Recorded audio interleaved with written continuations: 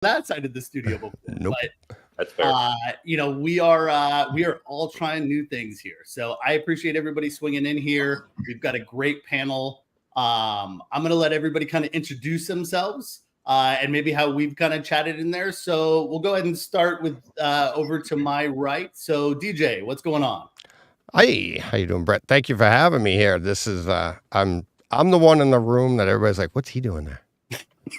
That's exactly what I thought when I showed up. I was all like, what's this guy?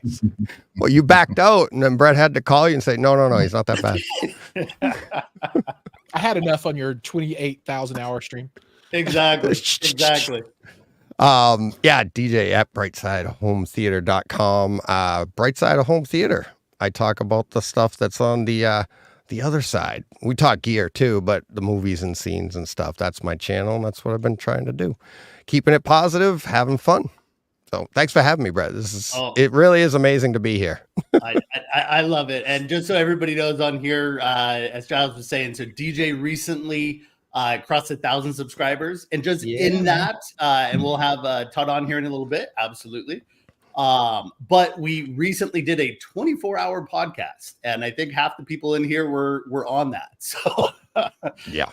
So again, great way to be able to to kind of check that out, get everybody on there. So he had tons of guests on there, a lot of good info on there, and it was a blast. So I think I went on at 11 o'clock and left at 2 or 3 a.m. You went till the end. So literally.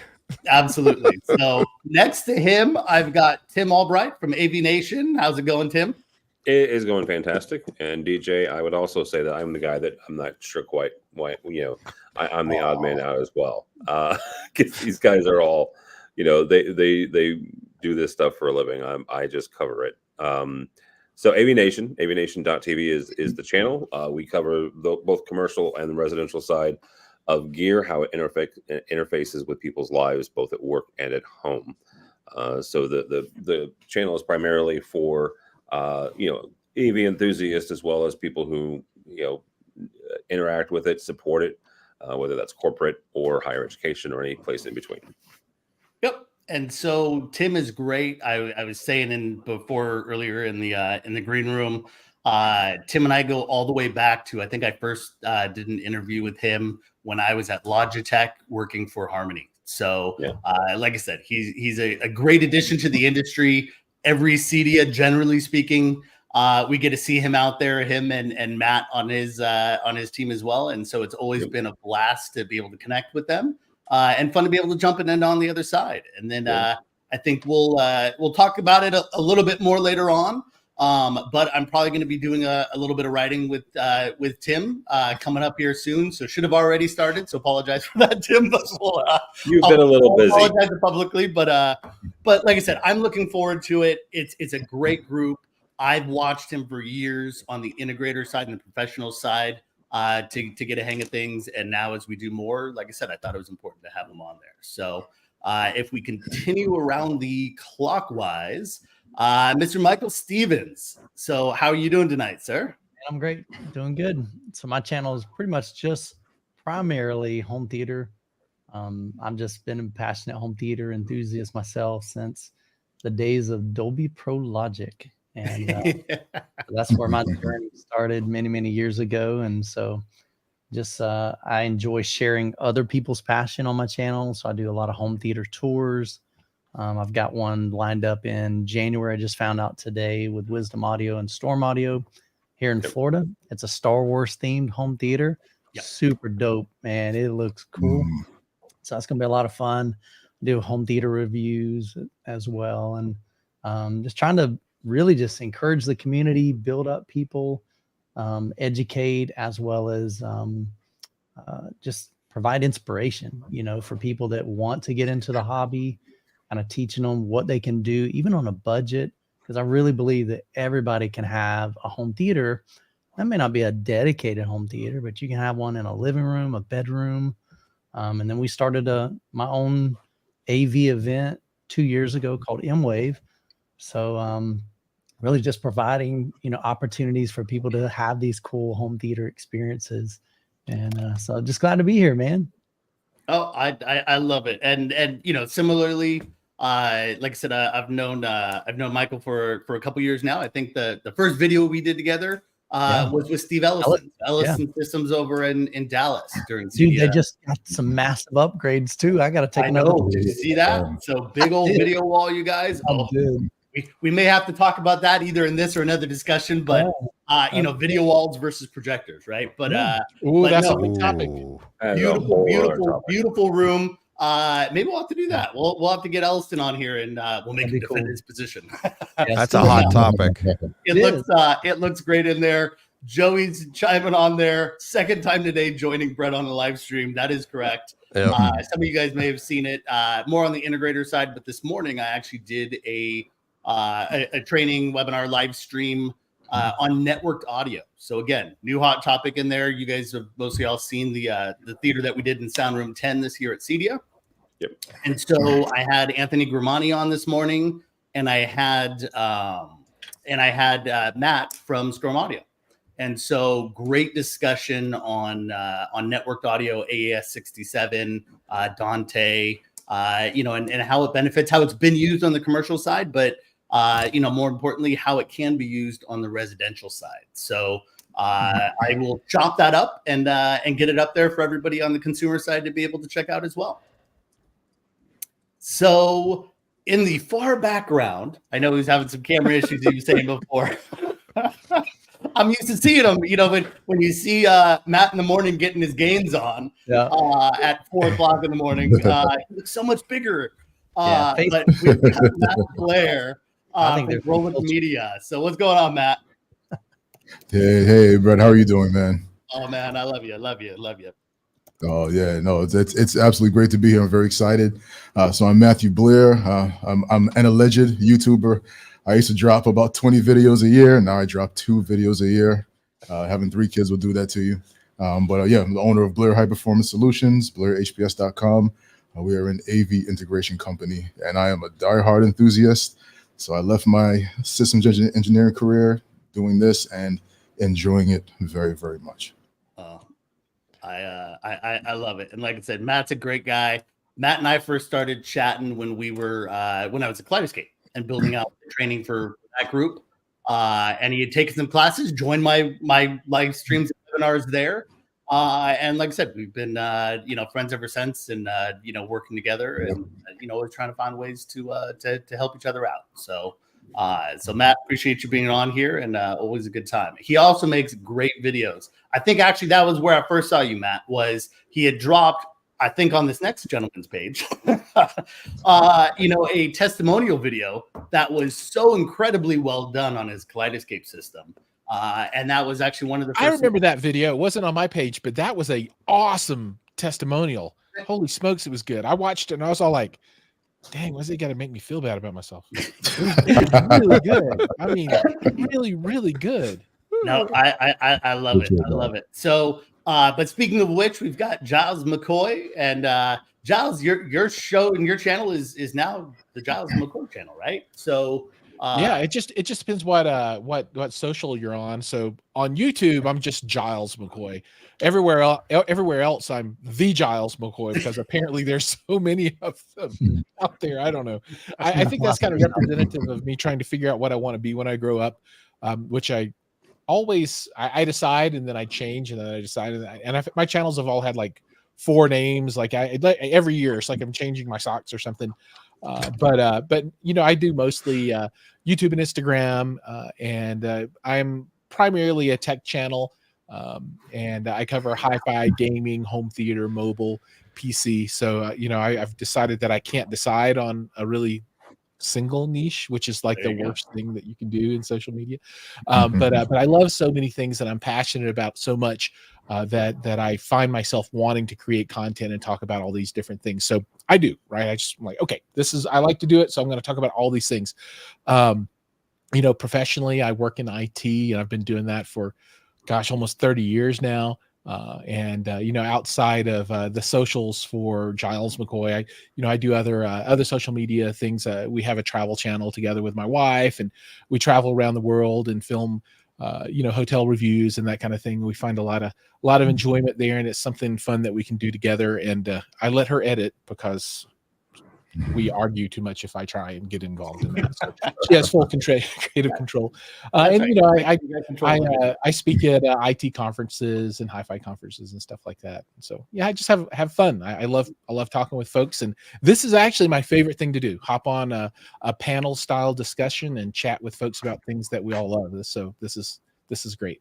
No, I love it. Me too. And that's why I wanted to pull everybody together here. And last but not least, not on there, we're going to give him a big entrance because he was late.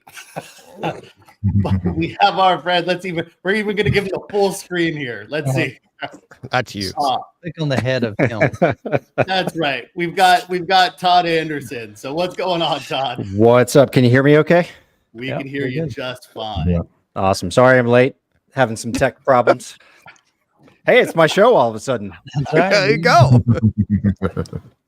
So Todd, you're perfect in time. I left you in the background while we had everybody else doing it, but we're just kind of introducing ourselves and what channels you're doing and what you kind of focus on. A lot of us again probably know who you are, but give us a quick shout out, Todd. All right. Todd Anderson. I co-own AV Nirvana. It's a home theater forum that we founded almost 6 years ago. I guess I really identify as a writer more than anything. I'm not a huge fan of the whole video creation side of things, even though I'm doing a lot more of that these days. Have a couple different shows that I've started up, HDMI Test Bench, where we're testing HDMI equipment, Base Hunters, which is my favorite thing that has not really seen the light of day recently, but it's coming back, I promise. You got to tell everybody it's not a fishing channel. It's not a fishing That channel. doesn't Yeah, know. we're hunting for baits. Yeah, it's been on hold for a little bit for a number of different reasons, but we have some episodes coming out soon. And one of the things that really gets me churning is just following the industry trends and the industry news. Brett, I know you know that I've been kicking around this news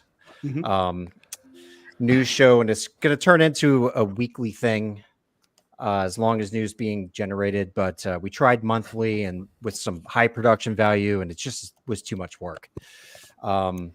So we have a new weekly news show on top of our forum. We have about 65,000 registered members, something like that, on our forum. We're the official help forum for Roomy Q Wizard. A lot of you out there probably know REW.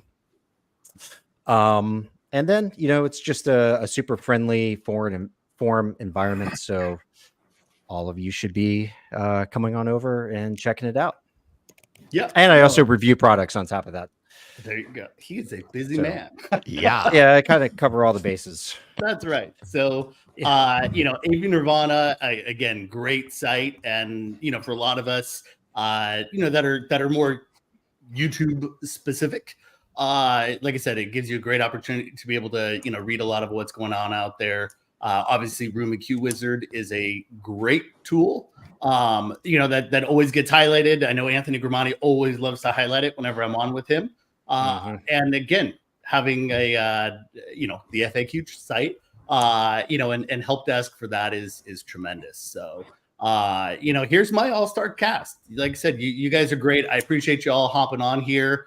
As everybody can see, everybody's got a slightly different kind of opinion or angle as they kind of cover the industry, right? And chat about stuff. And that's what I love with this, and always getting to chat with a bunch of different people. So, I wanted to take this opportunity to kind of kick off my site. And so my new site is Factnatics. So it's a little bit of a hybrid there in the FAQ side, since I'm usually doing trainings and answering questions from those frequently asked questions. And then, Fanatics. Like I said, I absolutely love this stuff. The guys that I talk to are ultra passionate about this. And so, I wanted to create a site that, again, if we're talking home theaters, I go onto these people's sites, or from the manufacturing side, like I said, I come to these guys because these guys know what's going on. We don't need another. Granted, people love to have more channels and they don't really take away from each other. But I didn't want to just create another home theater site. Obviously, that's something that I'm super passionate about. But if anybody that's followed me or watched me on discussions before, I actually do a lot of stuff. And so, I got my start actually on the finance side of things. And so I think I was 16 when I started on the banking side, working my junior, senior year in high school. So just teller stuff, no big deal. Back when you could hire people under 18 to do that kind of thing, I always thought it was cool. By the time I was 17, we'd have to fill ATMs. And I would have a bag because I was usually one of the few guys, right? But I'm like 17 years old. I'd have a bag of about $120,000 in 20s. Jeez. Walking around the, one end, the ATMs on one side, went ATMs on another. But it was a blast, and they moved me over to kind of new accounts, customer support kind of stuff. Loved it. And then actually got a job when I was 20 at Smith Barney. Was there on the kind of on the account side, so the support side. Ended up running operations temporarily, and then had a couple brokers that asked me to kind of work with them, and got my license and did a whole bunch of stuff. And I think I was the youngest hire at Smith Barney ever on a permanent side. So it was kind of cool. I loved it. I had always been into it. I think the day after I turned 18, I opened up my first account at Schwab. So like I said, I was always into it. But then, really just as you go to school, as you do other stuff, wasn't quite what I wanted to do. And then ended up, as I was going back to school, working at getting a job. I was actually buying my first AV receiver, right? So this must have been 2000, I guess, 2000. And so was going in to buy my first Sony, AV 5.1 channel receiver, an upgrade from my Marantz 2 channel that I had, and I think bummed off of my parents before I knew what it was actually really, really worth in the grand scheme of it. And ended up chatting with the manager there who was helping me out, and he offered me a job on the spot, and so it was a blast. Ended up running 5 stores in 4 years, kind of being a fixer. So they bring me into a store that was maybe having some issues, and I'd kind of, run through it, teach the guys, this is how we talk about audio, and try to instill some passion in them from that perspective, and get the store up and running. And then as soon as I could, not work 6 days, 7 days a week, and open and close, then they'd move me over to another store. So it was a blast, but it was definitely, it was a hectic time.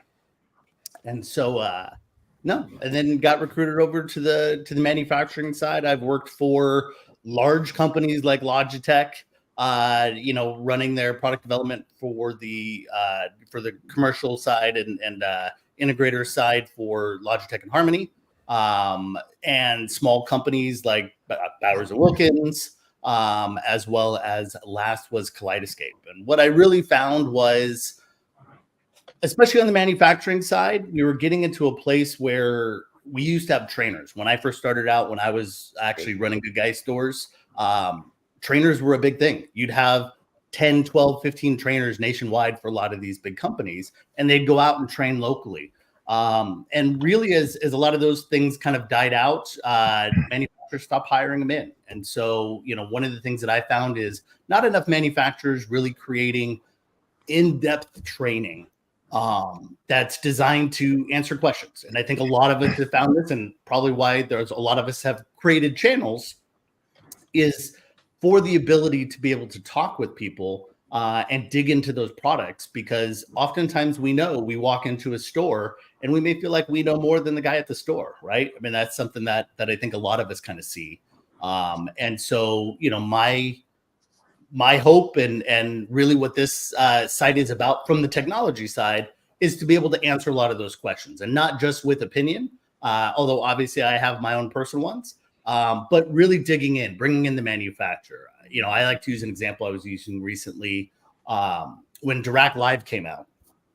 It was interesting to see all these people in the forums talking about how good or bad it was when none of them had yet.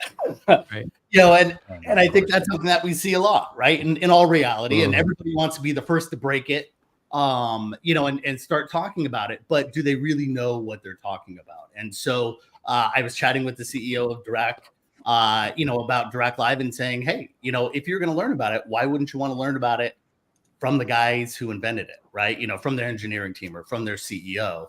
And so, that's a lot of what I'll be covering is not just here's an opinion on this type of product, but how does the technology work?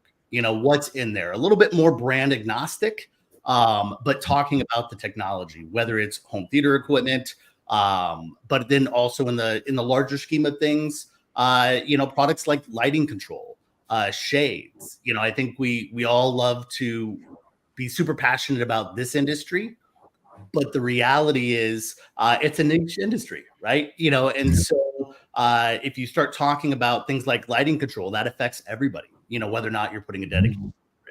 And if we can talk about lighting control in the theater, even better.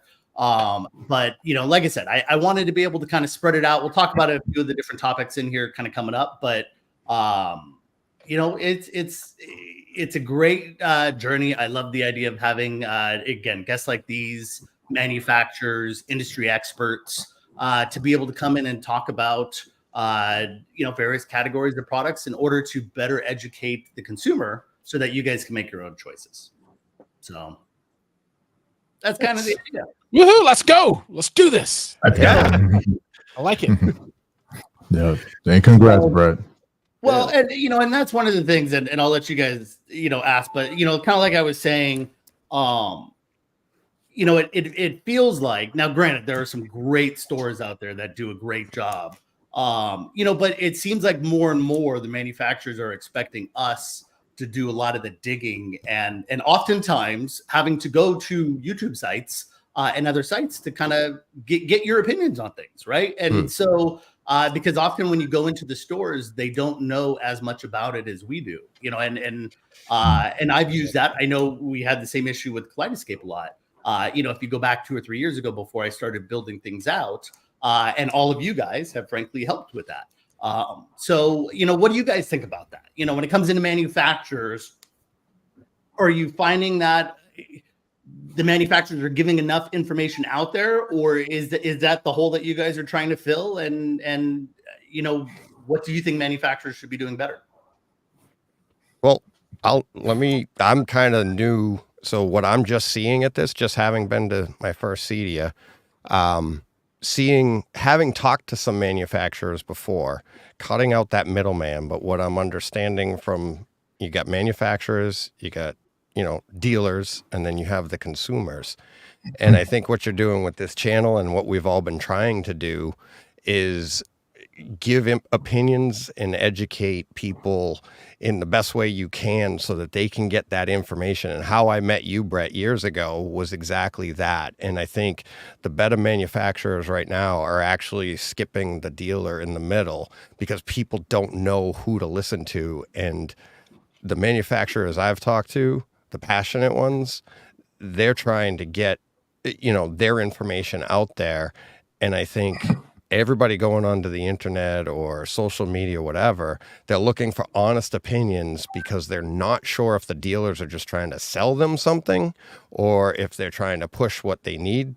And so they're coming to places like this to try to get as many opinions as they can. And I think that's what manufacturers have to do, is try to jump over that dealer. And that actually makes the job easier for the dealers too, because when you have somebody come in that knows what they want, and they're a little bit more educated and have an idea, now the dealer can, be trusted a little bit more, so they're happier. Everybody's happier all around, in my opinion. And there's an old line, I think it was from Men's Warehouse commercial: an educated consumer is our best client. Yep. Right. And I've used that for years. Sure. I would say the top tier, the bigger manufacturers, they have their own content creation teams, and some of it is market fluff, right? But some of it is education. So you have that silo of information. Then you got what everybody on this stream is doing, and that is an unbiased, our assessment of it. But the other part of that is, it is feedback from the clients, right, and customers, and that can be the form of reviews, that can be the form of some sort of rating system on Amazon or so you kind of couple all those things together, and that's what we need to give the customers, the people using this technology, because all of us have a bias of some way, shape, or form, right? Every time that Brett reminds us that he was involved with the Harmony remote, a little piece of my heart dies because I still think that was the best home theater remote. But it's not there anymore, right? But you know, that's my bias. And so, you know, you cobble all those things together, folks going to CEDIA and pulling out of, let's say, the smaller manufacturers, the mid-level manufacturers who don't have the capital, don't have the opportunity to make their own content. They can sub it out, right? They can hire other people to do it, or they can rely on their dealers, which a lot of them also do. Folks that are, you know, doing social media content and YouTube content, and you put all those things together, and that's, it's not perfect, right? But it's the best solution that we have today. No, totally agree. You know, and that's where, you know, a lot of the stuff that I wanted to do, you know, and as I started my own business, which is Market Maker. So, you know, different from this is more consumer side. And then, like I said, I was hosting this morning, you know, more on the integrator side, on the professional side. You know, the whole idea and the premise of that business was just like you were saying, Tim. The big companies, they have the budget for this, right? And so they still have it. Sometimes it may be a little older and can use some new refresh, because the reality is video is the new way of doing things, and integration is, you know, and you know, better engagement and things like that. But for a lot of these small companies, which is really what a lot of us like, right? What we call the CEDIA industry, but really it's those higher performing products, right? Those Storms, those Trinovs, those, you know, whatever speaker you want to talk about. You know, Grimani Systems or a Perlisten or you know, L Acoustics or any of these brands, they're small. You know, they feel big to us when you start looking at it, or it's a 50-inch subwoofer from Ascendo. That's big no matter what. You know, but the reality is these are small companies that often don't have the budget to be able to bring in somebody full time. And so on my business side of things, that's what I try to do, is how can I create trainings for those small businesses that don't need somebody full time, or maybe can't afford to have somebody full time, but still want to get good information out there. You know, and that's what I try to do, you know, and then that's where I'll match up with, you know, hey, I'm going to be on Giles' show this week, or we're going to talk about this, you know, product or that product, you know, from more of a professional side. But, you know, what I also wanted to do, like this discussion that I had this morning on networked audio, it's a private, you know, the video gets out there, it's 2 hours. It's on a private network because it's only kind of for integrators, but I can chop that up and give it out to consumers. Because at the end of the day, I had two amazing experts, Anthony Grimani from Grimani Systems and Matthew Trinkline from Storm Audio. Who better to talk about networked audio, you know, than guys that know how to do this and are building it for a living and actually built, you know, the engineering and building these huge systems, right? So I love it from that perspective. You know, Michael, you do. Hey, bro, yeah, I think it's a good niche. What's that, Matt? I was gonna say, yeah, I think you're filling a very important niche that a lot of other companies really need to take note of, because in any industry, even outside of ours, you know, if you're a company that's not large enough to just throw money until your problem is solved as far as communication, then if you're a small company, relationships are everything. Relationships are how you educate your dealers. They're how you cause your dealers to want to go with you, to recommend your product versus your competitor's product. And then it also helps to build trust with the customer base. When the customers trust the dealers and then the dealers trust the manufacturers, everybody's happy. So larger companies, you know, just throw $100 bills at it and then eventually it'll be solved. But for the smaller companies, yeah, they need their Bretts to really handle that relationship part. Well, I agree and I appreciate that. And I think that's where, you know, by all means, that's where we need guys like you guys too. You know, on the YouTube channel side, because people are, you know, it's shifting where people get their information from. And, you know, like DJ said earlier, there are some great integrators out there that are trustworthy and, you know, and you can walk into and get great information from. I know a lot of them, and I'll probably have them on the shows from time to time so that people in local areas know who to go to. You know, but at the same time, you know, if you're spending whether it's $5,000 or $500,000, it's right to be skeptical in some of these things, right? Or how do I know that this is the product that I need or the feature set that I need? What am I paying for when I'm getting this? And I think having those solid integrators is important, So those dealers that you can go to, because they should be there. They used to be there, back in the days when we had Tweeter and Good Guys and, all these local brands that people love to go and shop to. We had people that made a good living doing that and helping people out.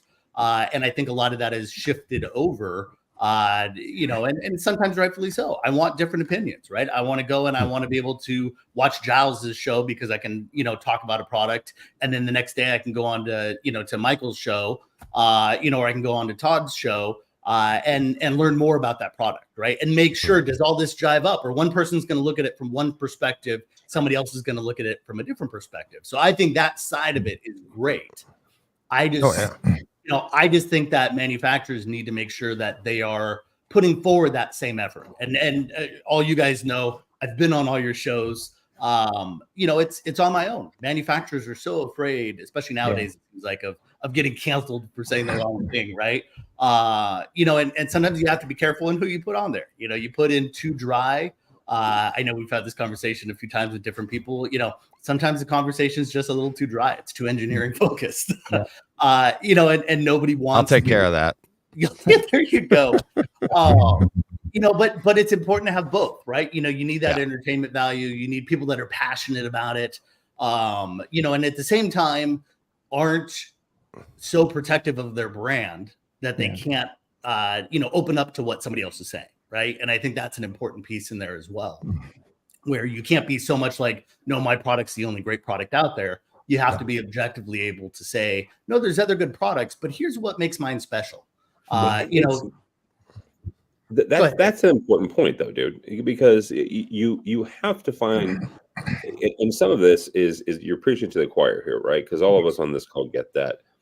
I wish you could have a panel of manufacturers, and all of us can probably give you a list of folks who need that talk, because there are some folks who think that their product is, and the people who love their product are second to a religion, right? And they are 100%, there are evangelists out there, and they can do no wrong, and their products are always perfect, and their product is the only one that you need. That's not true, right? And I'm not a fan of the term "it depends," but every home theater, it depends, right? It depends on the size of the space. It depends on what you're trying to do. It depends on what you like to watch, right? I am a huge football fan. DJ is all into movies, and I love movies. I understand, but if I had to give you a percentage, 75% of the time that's in my home theater, it's a sport of some sort. Right now, it's horrible Bears football, but it is what it is. Right. But all of those things are determinate. Those are deterministic factors that make up the design and the implementation of your theater. What you put in for a home theater to watch movies primarily is 100% is different completely than the type of system that you need to put in to watch sports or some other other kind of content. Yep. I think that makes perfect sense. Especially when you start looking at screen dimensions and things like that, right? Everybody starts hunting for what's the right size, what's the right ratio for screen. Totally depends. What am I watching? If I'm watching, right, well, I need the 16:9 versus if I'm watching mainly movies. Nowadays it's going to be 2.35, 2.4, right? And so it's understanding those things, that the integrator, the dealer used to be known for, right? And again, still is in many cases. But that's where I think everybody here is doing a great service for getting that information out there, providing their perspective on things. And then, like I said, I think that doesn't remove the responsibility of the manufacturer to be able to talk about that. And that's where I think there are great brands that are out there that I'm happy to shout out for. When I watch people, like I said, I'm a big fan of Storm, and Matthew does a great job when he's out there, Gary Blouse and those guys. When you look at, John from Trinov, again, great guy. I love doing shows with him and going out there. He's an engineer that's got a great personality for it.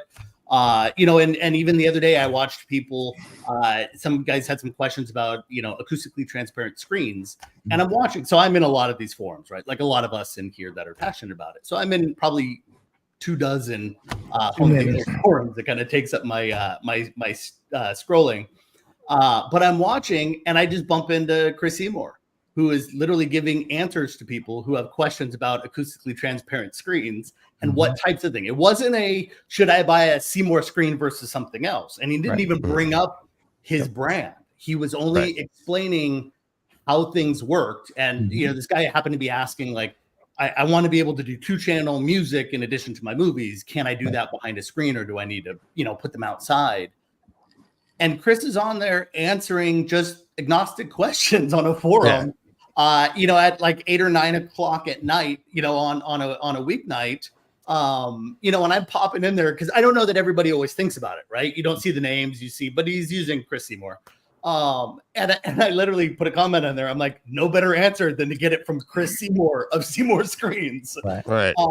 I think those are the things that really drive this channel, and get people to understand that, you know, it's not just the lowest cost product. It's give me a value for that product, right? Give me a community that's going to support that product. And I think that's a big piece around this.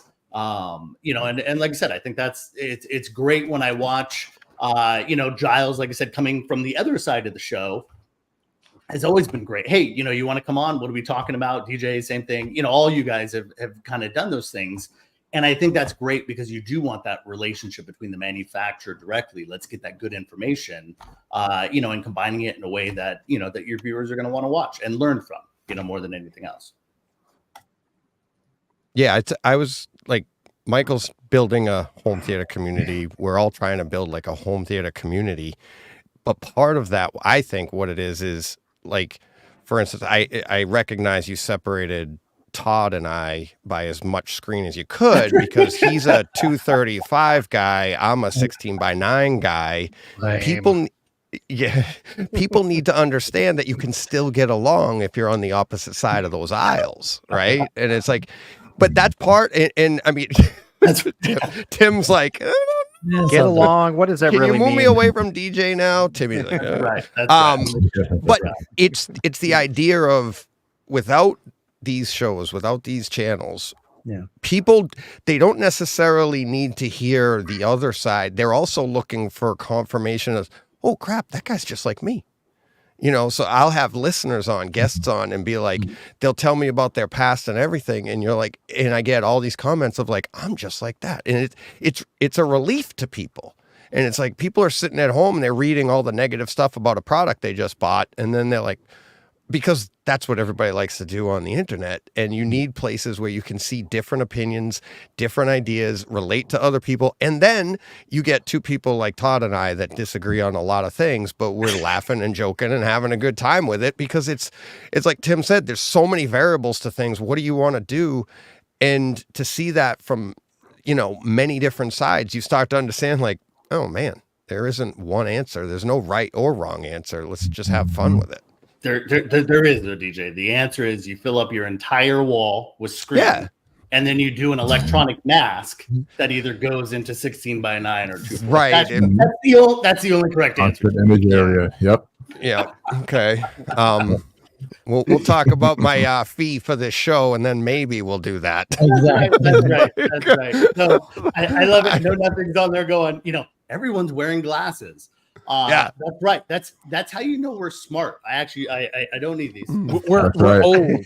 Mine are fake. Actually, I had to just get a new prescription about 2 weeks ago, but I do need these. Probably the first time in there really before the reading, but I've known, you know, that's how you can tell how smart we are is by our wearing. I've known Todd for years. He's had glasses. Michael and Giles, I just met and was like, I gotta be in the club. That's right. Like, what the hell? All the cool kids are doing it. That's right. I saw that on there too. And we got Joe. So Joe, again, most of you guys know Joe. I will give, and again, Joe knows I love him for this stuff. He actually lives near me. We're only about 20-30 minutes away from each other. But Joe, who is all over all the podcasts, is actually one of the first people that introduced me to a lot of you guys. So he introduced me to Giles, and he introduced me to DJ officially. Yeah. So, you know, when people were talking, as we talk about Kaleidoscape and other products, it was like, you know, hey, I saw this guy. Hey, you know, yeah, I know Brett. You know, I'll get you on there. So like I said, always a big fan of Joe. He will definitely be on some shows in the future. Since he's so close, I can actually have him live in with me. Yep. And that's one of the things too, you guys, as we look at kind of what I'm building. So one of the cool things that I got to do recently. So I was in my house in the Bay Area in San Mateo for the last 20 years. So like I said, we built that house. I was, fortunate enough when I was, younger to be able to kind of tear it down and rebuild it up. And so laid every square inch of cable, pulled a couple miles of cable in that house. So I think I've got wired for 3 surround systems, but had 2 actively running, 8 zones of distributed audio, all with their own, separate zones and things like that. And then a full 42 space rack to be able to hold it all. Right. So you just had a TV in a room, speakers in the ceiling. That was it. And so we ended up been there, loved it. And then we ended up having the opportunity. My wife started looking at this house and she absolutely loved it. And then I started looking at the opportunities as I was kind of starting to grow my business. And so recently we actually just moved into a new place up in Sacramento. So up in, farther northern California. But it's a tremendous house because it's got a lot of problems now. Like most houses, the house is only 10 years old, so it's great from that. The person who built it was a previous owner and an amazing woodworker. So the woodwork in this house and everything else is simply amazing. And so we'll do some different shows on how all that kind of works.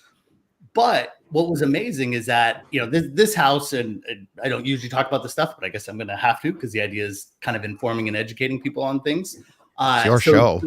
What's that? I know. It's your show. I can talk about whatever I want, I guess. But so this house is 5,600 square feet. So it's big by most standards, right? And so and much bigger. My previous place for the last 20 years is 1,980 square feet, so just under 2,000 square feet. Big jump. So, but Nice the problem with that is no dedicated theater, right? No real dedicated media rooms or any of those kinds of things. I was sitting our bedroom. I've never had a spare bedroom because I had converted it to an office, from the beginning. And so this gave me an opportunity to kind of jump into a space where, hey, I can do some trainings and I can show people, how to build a theater. So we're going to actually take my whole theater project from scratch, and I'm going to record the entire thing so that we can create various content, that people can kind of understand or better understand how to do that. And it's not just going to be, hey, look what I did DIY, although I'll probably be doing most of the work myself. It's going to be, hey, I need to be able to, build a theater with proper acoustics. Who am I going to reach out to? Well, let's go talk with Anthony Grimani. I need to be able to build out, a false wall in the front so that I can, be able to house my LCRs and everything else. So Andrew over at Keith Yates designed some of the best, recessed walls for putting behind your screen that I've ever seen. He really spends a lot of time and attention. So it's not just a cavity that you toss some speakers in. And so I'm going to use that knowledge in engineering to be able to look at how I can build a true A/B comparison room. So the idea is I can actually put 2 systems side by side, recessed into the wall, swap them out if need be. So that either one can have the best rooms possible in a fully tuned, acoustically appropriate room. And then Storm Audio, who I found out at CEDIA. So obviously they came out with their networked audio piece, their new ISP Evo. That's a great product. And probably, although still above my general budget range. But I have to take a step up above that and go with the Mark III. Because the idea is it can output simultaneously a networked audio feed and an analog XLR audio feed. So I can truly do, without having to get behind everything and move speakers and plug and unplug everything in, I can do a true A/B comparison in a theater environment just by hitting a button, switching between. So I thought that was really cool and kind of a way to be able to do objective testing that is super difficult. I know Todd and I were talking the other day about all the equipment that he has coming in for review, but how do you have the time to be able to set all this stuff up, right? It's a real thing. And so not only do I want a livable theater, because I just enjoy doing it and I want to be able to watch movies, but I wanted to build something that I could do true testing and A/B comparison with, so that people can get objective data. So I thought that was kind of a cool way to be able to do it and get people that are far smarter than me, to be able to do the engineering of that room, to be able to figure out exactly what needs to be in there. Yeah, that's one of the biggest challenges as a content creator and a reviewer is my theater room literally this morning, it was a train wreck. And I knew my wife and I were going to watch Survivor tonight. So I'm like, all right, let's put it back together so it's functioning and let's watch it together. And then I'll be reviewing some stuff. And so it's constantly unhooking, hooking, changing out, swapping out. And so sometimes I feel like my home theater is like the least calibrated ever because I'm always changing stuff. And even when I swap something out and I put my stuff back together, sometimes I forget to change this or to do this. I'm like, dang, and so it's definitely a challenge. So eventually, like long term, I would love to have either a studio or just a separate, whether it's a bedroom or a place in my home or a garage or something, that's just where I do my review. But then I've got my own theater that I don't really mess with unless I'm physically updating or changing for my own benefit kind of thing. And but it's definitely challenging for sure.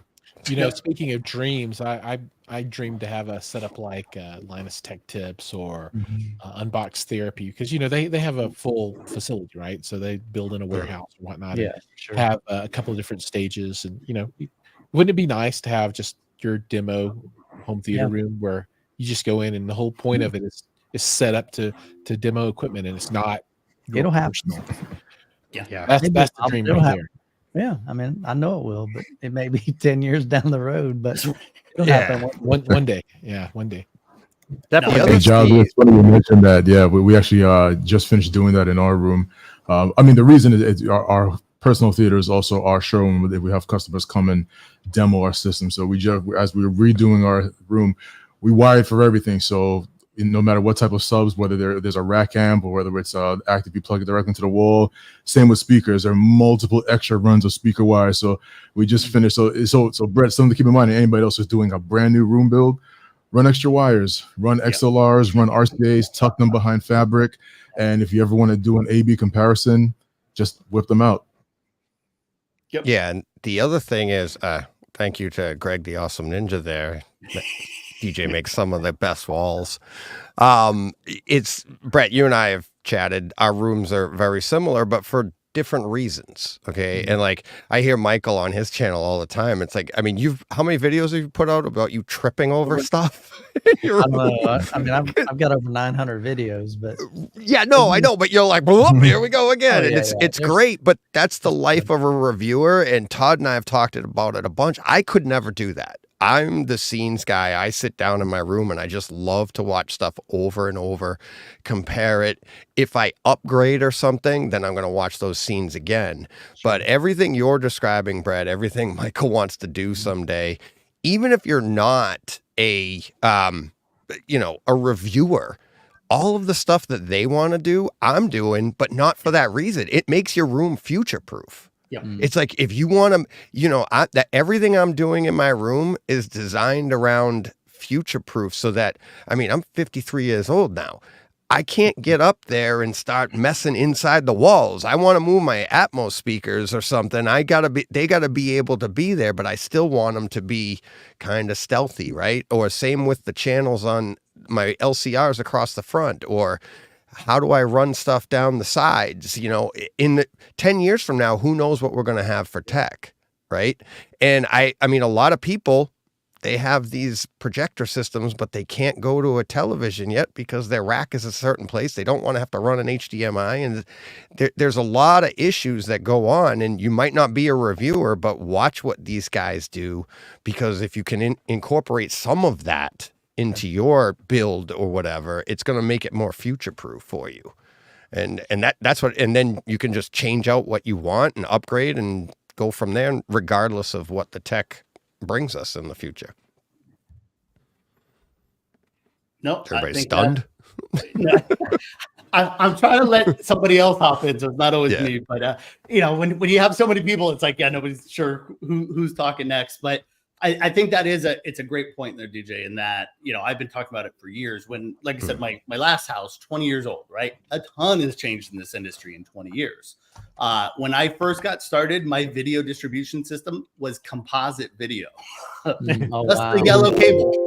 Oh yeah, that's all you needed, right? Life was easy, right? S video, yep. That's right. And then S video. Luckily, that was always harder on the distribution side. Composite component, S video, composite component, or composite, then S video, then component. I had a component video switch, from Key Digital or one of these guys in the past from there, and then an HDMI switch, right? I mean, these technologies have changed so dramatically through the years. And I'm fortunate and have used it multiple times in running what we always call Smurf tubing, right? So usually it's blue, but sometimes it's orange as well now. But running a tube back behind your walls, because if you can do that, you are going to save yourself some headaches as things have gone, and make sure you're running plenty of nowadays with Ethernet cable, because now Balance have kind of jumped in as a way to help future proof that as well. But those are the kinds of things that I want to talk about, not necessarily one brand versus another. Right. There's good brands that are out there, and a lot of what I want to be able to talk about is always something in a best, better, good scenario. So what I find, and I see this a lot, and it comes into a lot of the comments because I'm always reading comments and in the forums, the coolest stuff is often expensive, right? Yeah. When we're talking about Trinov, we're talking about JL Audio, we're talking about Storm and Seymour screens and all these different things. A lot of times, especially for us that are maybe reviewing products or doing this and that, it's easy to get caught up in the price didn't really matter on it. It was just reviewing the technology, right? Or seeing the biggest theaters that are out there. And one of the things that I really want to be able to focus through is, here's 3 key price points. Here's what you should be doing technology-wise at this price point. Here's what you should expect. Here's a level down in what you should be expecting in that price point. And then here's you can call it beginner, you can call it budget, whatever you want to do. But here's kind of the best of what the technology equates out to at that price point. And, there may be 5 brands that cover any one of those pieces. But the idea is to be able to know, if I'm investing this much money, whatever amount that is, because it's a lot, no matter what it is, it's a lot to all of us. And it's our hard-earned dollar. But what can I get at that price point? What should I be expecting at that price point, technology, feature set, programming wise? And I think that alone can help people. And something that is a little different than, say, reviewing a particular product, where it's not talking about how that, is comparatively, against either another product or against something else, but, really being able to look and see, okay, this is what I should be expecting at this price point. So no, I love it. Joseph made a comment on there, that gas shock. It is super. So if you haven't seen it, that's a reference to Michael's system and how he's able to actually get behind where his screen actually lifts up and out. So I agree. I love it as well. Yeah, that wasn't I would love to take credit of that, but I have a very good friend that I told him, I said, we needed to redesign my front wall because I upgraded my speakers and they were huge. They were clipsless Scalas and I had 3 of them. So I did not have an acoustically transparent screen. It was 103 inches. And I said, what'd I do? He's like, well, you need to rebuild your wall. I'm like, I can't build jack. And so he helped me design it. And I said, 2 key things I need. I want to have easy access behind my screen in case I do upgrade speakers down the road. But I also want to have easy access behind my equipment. And so I don't have a rack in there. So he, again, helped me design easy access. So there's gas struts. Somebody corrected me. I called them gas shocks. They're like, that's on a car. That's not. That's that. That's an up and down. Yeah. Yeah. So I guess it's apparently a strut. So anyway, regardless, but it's like just the simple things that you would have on your trunk of your car or the hood of the car sometimes. And so 150-inch diagonal screen, and I literally it actually has a hood latch that keeps it shut. And so I reach under there, seriously, reach under there, and grab it to the side. It So- unlocks it, and then the Michael, struts- how many times did the bass hit too hard before you had to put that latch in because you're watching a movie and it just goes? that was there from the beginning. Oh, okay. Needed a way That to would have lock been. Oh, That's right. Any little movement, and all of a that's sudden, an epic fail right there. That like nobody would. That's a great story. So we're watching. We're watching Lucy in the opening scene. No. Brett, going back to what you were saying before, Yeah. one of my favorite pastimes now from a content perspective is really trying to predict the future, right? Of not only equipment, but also service, right? And I kind of look at things at from different points of view, right? So what's the future of content from a consumer point of view, and what's the future of hardware from like a high-end home theater point of view? And that kind of stuff is kind of got me jazzed up these days, because I feel like from a enthusiast to high-end level, we're at very pivotal stage, and technologies are going to vastly change over the next 5 to 10 years. And what you think is a standard design today, I think in just a few years time, it's going to be completely different what people are looking for. So it's really exciting right now to be looking at all the different stuff that's out there. No, I agree. And again, I think more than ever, things change so much faster now. That people need that education, right? We need to be able to talk about this stuff, and I think that becomes more and more important because I was like, again, receivers, especially speakers. These used to be things that changed every 5+ years, just like cars.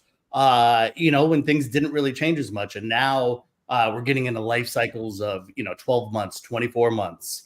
And so understanding what's new, what's coming out, is it worth it? Can I get a good deal on the previous generation, or what's changing technology wise, and what does that mean to me, right? You want to buy an 8K TV, great, but why are you buying an 8K TV? What's the difference? And we used to have the same conversation when 4K was coming out, right? There's nothing in 4K. Unfortunately, there's still not as much out in 4K when it comes to TV, right? Obviously movies and all the rest have come out there. But when you're starting to look at 8K, is it just because somebody had to come up with something new, or is there a true benefit to people for that? And I think those are the conversations, OLED versus full array panels versus backlit versus micro LED, or it's like there's so many different terminologies that aren't always just marketing fluff. They're real, and they have different ways of being able to look at things, or different technology based on what you need to do. Like Tim was saying before, it depends on what it is that you need in a room, how much ambient light there is, and things like that. And I think that's the thing, is before you're looking at a brand, you need to understand the technologies and how they're going and how they're moving. And I think, just like you said, Giles, sometimes we have to predict a little bit of that. I think the other thing is letting manufacturers sometimes know what we want, right? And I think that's an important job, of the forums. And what you guys do is getting that information, getting that consumer feedback. Oftentimes, and I've been on that side from a manufacturer, we're building in our own worlds, right? What do I want? What's the next new thing? I'm a brilliant engineer, and this is what I know we want. I know better than. And the reality is, especially in this industry, it needs to be about what we want as enthusiasts, because we're the ones that are paying for it, right? And what are we willing to pay for, and what are we not? And like I said, we'll hold the Kaleidoscape conversations for another day in technology. Obviously, I'm a fan, and I know a lot of you guys are, because I've been on there and we've talked about it. But there's a price point for it, right? Yeah. I've never said anything otherwise to it, and I love all the different options that are out there. I've played with all the options that are out there, so I'm not one to say buy this, not that, but I've never used that before. And so I think it's important to be able to kind of see a lot of those kind of pieces out there. So that's I think what we do, whether it's official journalism, whether it's more consumer focused YouTube, whether it's writing and websites, and what I want to do is again really kind of look at the technology standpoint from there. So You know, we talked a ton about AV, obviously. Tech enthusiasm, what's going on, man? Hey, I love it. Thank you guys. I'm watching a lot of the comments in here as we're kind of chatting. I don't know. I know I'll say thank you, so I'll put this up. Joe gave me a super sticker. Ooh, you're first. That is. First sticker. Yeah. There you go. Time to go buy that new car. Three more Starbucks. I'm like, this is not what I do, so I don't know what that is, but thank you, Joe. I know it's good. It's just his way of saying he supports you. It's a sticker, but it's super. There we go. That's what all exactly I need, it right? is. I'm easy. It's a Really $2 super sticker. Digital. So you know, as we were talking before about kind of some of the house stuff. So one of the things that I'm trying to do. So this is my workroom, right? So I've actually gotten here. I'll show you guys another day with it. But on this side, I've got 3 screens plus my laptop. And so this is set up to kind of be able to show background, you know, your classic, you know, kind of YouTube background. On the other side, you can kind of see behind me, and that's midway through. So I actually just painted this room. I'm living on Red Bull and paint fumes at this moment, as I was just painting this room the last 2 nights. But that area will actually be relatively soundproofed or you know, sound isolated and acoustically prepared. And that's actually my recording studio. Not for music, I don't do anything like that, but for doing trainings. So a lot of the stuff that I need to do requires voiceovers as I'm, you know, building out trainings. And so that's my little studio to be able to do that. So again, dedicated spaces for it. And then downstairs, we actually have, call it a den, a second office that my wife can use. But that's like the pretty office. But it's really cool. So it's got a fireplace in there. I put 2 chairs in there. So Joe will be coming out. We'll actually do something so I can actually interview people that are live. You know, so if somebody has a chance to kind of come over here, or maybe we're looking at the theater or doing something else as it comes along, then I can actually put them in the chair and we can actually do a fun little interview. So I tried to build this house out so that I can, again, have a lot of places for content. But the other thing that was crazy to me, so it's a big house. There's about 100 lights in this house, bulb wise. So probably at least 60, 70 switches. There's about 35, 40 windows in this house. And there was not one shade covering. And there was 1 dimmer in the entire house. Wow. Jeez. You said he was a woodworker, so That's right. Not an electrician, that's for sure. Not an electrician. oh. I appreciate it, Bobby, but I have to leave y'all. Thank you so much for the Good to invite. see you, man. Tim, we appreciate it. I know Tim had said that he went late too so that he could join us on this. So Tim, I appreciate it. We'll chat next week. Later, Tim. But thank you for joining us on here. Yes, sir. Thanks, guys. Have a great one. Bye, Tim. So as I was saying to you guys, I you know, we're coming in this house, we're checking this stuff out. There are light switches everywhere because again, there's all these like 3-way to 5-way switches, right? Because the room's so big, there's 2 staircases, so you got it, you know, depending on where you're coming from. So I love the fact that it's like no matter where you are, you can find a light switch for that room, but you got to hit like 2, 3, 4, 5 buttons to figure out what switch it is. And it's not practical. And this house is only 10 years old. This isn't, you know, like a 50-year-old house that these things didn't exist, but to not even have a dimmer. You know, you walk into a room and, you know, it goes from either pitch black to like, you know, just floodlight bright because most of these rooms have, you know, 4, 6, 8 floodlights sitting up at the top. And it's not really the right way to do it, you know, and as much as, you know, we love to talk about theater, one of the things I wanted to do as well, and I started looking, like when it comes to home theater, I know where all the good channels are. There's tons of them out there. You know, including Tech Enthusiasm. Again, this is a small representation. I got lots of other friends and lots of other forums and stuff that I check out that I'll have on the show.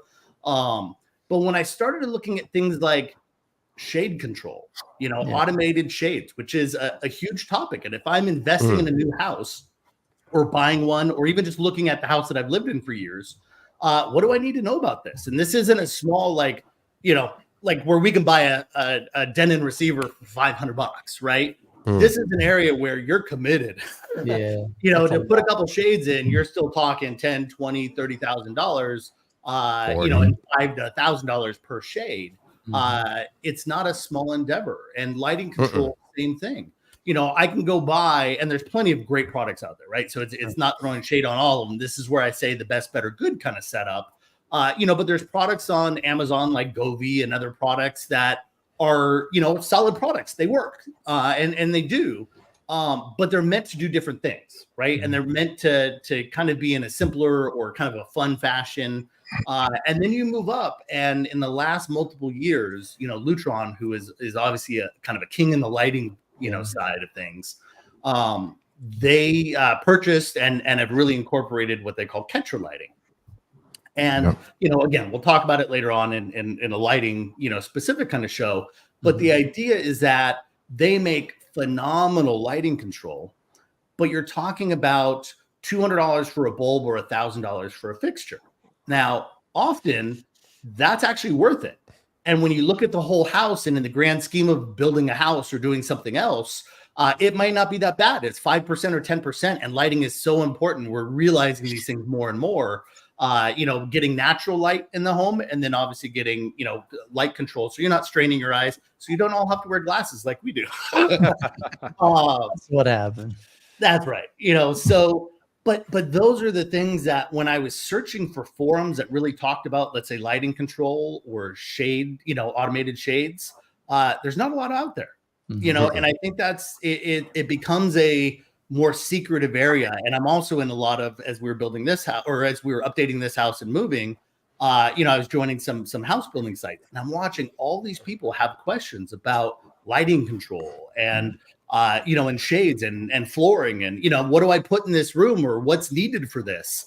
I know DJ's in the process of building a place right now, and we've been talking that, and that's where I really saw, and where I want for, you know, Facnatics to expand plus. You know, it's not just home theater. I love talking about that, and we'll talk a lot about that because I have a background in it. But, you know, I also want to be able to talk about the other things of a house. You know, I've been in fortunate situations that I've been, like I said, my previous house, we effectively built from the ground up. That was 20 years ago. I've had some rental properties, as you know, as markets have kind of come up and down. And so I've invested in those, and I've taught people that I've worked with, you know, how to invest in those when they have questions. And so that's where a lot of times I sit there going, well, I don't really like to talk about my personal stuff a lot, because, you know, our personal finances are private, right? They're not anybody's business, frankly. At the same time, because everybody often is so secretive about those kinds of things, people don't get the education that they need. You know, and we're not seeing that in schools as much anymore. And we're not, you know, my wife's a teacher. I know what's going on in a lot of that. And I think it's an important piece. And that's where, you know, I've always tried to instill with my daughter, who's a freshman now. So, you know, in college. And so, you know, just turned 18, you know, but it's one of those things where they need to understand certain things, what things cost, how, you know, how it works. You know, how do you afford to be able to build a house? I'm going through and again, a subject for a different day, but like literally in the hours before this show and in between the two different live streams that I was doing today, I'm trying to get this house refinanced because I did it as a construction loan, which is only done for a certain amount of time. But that construction loan helped me as I was trying to get a few other things done. Right. But then when it comes up due, there's all these rules, and I'm trying to get P&L statements and all this and that. You know, these are things that, where do you go when you have a question on that? You know, you feel like when you scroll through, it's just commercials for stuff. You know, who's out there to actually show that doesn't have a hand in getting money out for, you know, for showing you how to do it. And I think those are things that all of us worldwide, you know, not just even in the US, because I know we've got some other people out there too, you know, but those are things that we all can probably use some help with. I don't know. What do you guys think? Yeah. I hate to be the first one to go again, but yeah, I'm in the middle. No, I know. I thought we were just going across. You're next, Michael. I'm building a house now, and it's like, I literally, we have this, I don't know if it's everywhere in the country, but it's HERS energy report, and you have to abide by these things or you won't be able to get occupancy. And one of the things in there is everything in the house has to be LED. Everything. Oh, interesting. Yeah. 100% LED. Right. Oh. So I see that and I'm like, all right, I was good with that anyways. Yeah. But then my house isn't that big. It's, you know, it's a the main floor is like my wife and I are in is like 1,200 square feet. It's a small, but we have an in-law on the other side, and I'm looking at everything like Brett, you and I have talked, but it's like hue lighting. Do you do this? Do you do that? How big?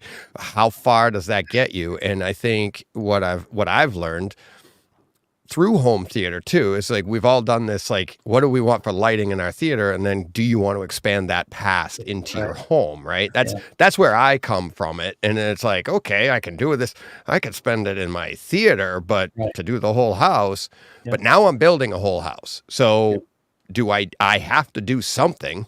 So instead of just doing it the old fashioned way and then redoing it later into a new update, what's the cost benefit of everything, right? And then I don't know if Hue will get you there. I know from what I understand, and maybe this is something other people can answer, it's like Lutron is because if you have a big enough house, Hue wouldn't be able to do it. It's just too much load on your network. Whereas Hue, if I have a smaller house like mine, it doesn't require as much network bandwidth to run it. So these are the things that I'm looking at right now. And then obviously the control systems to do it.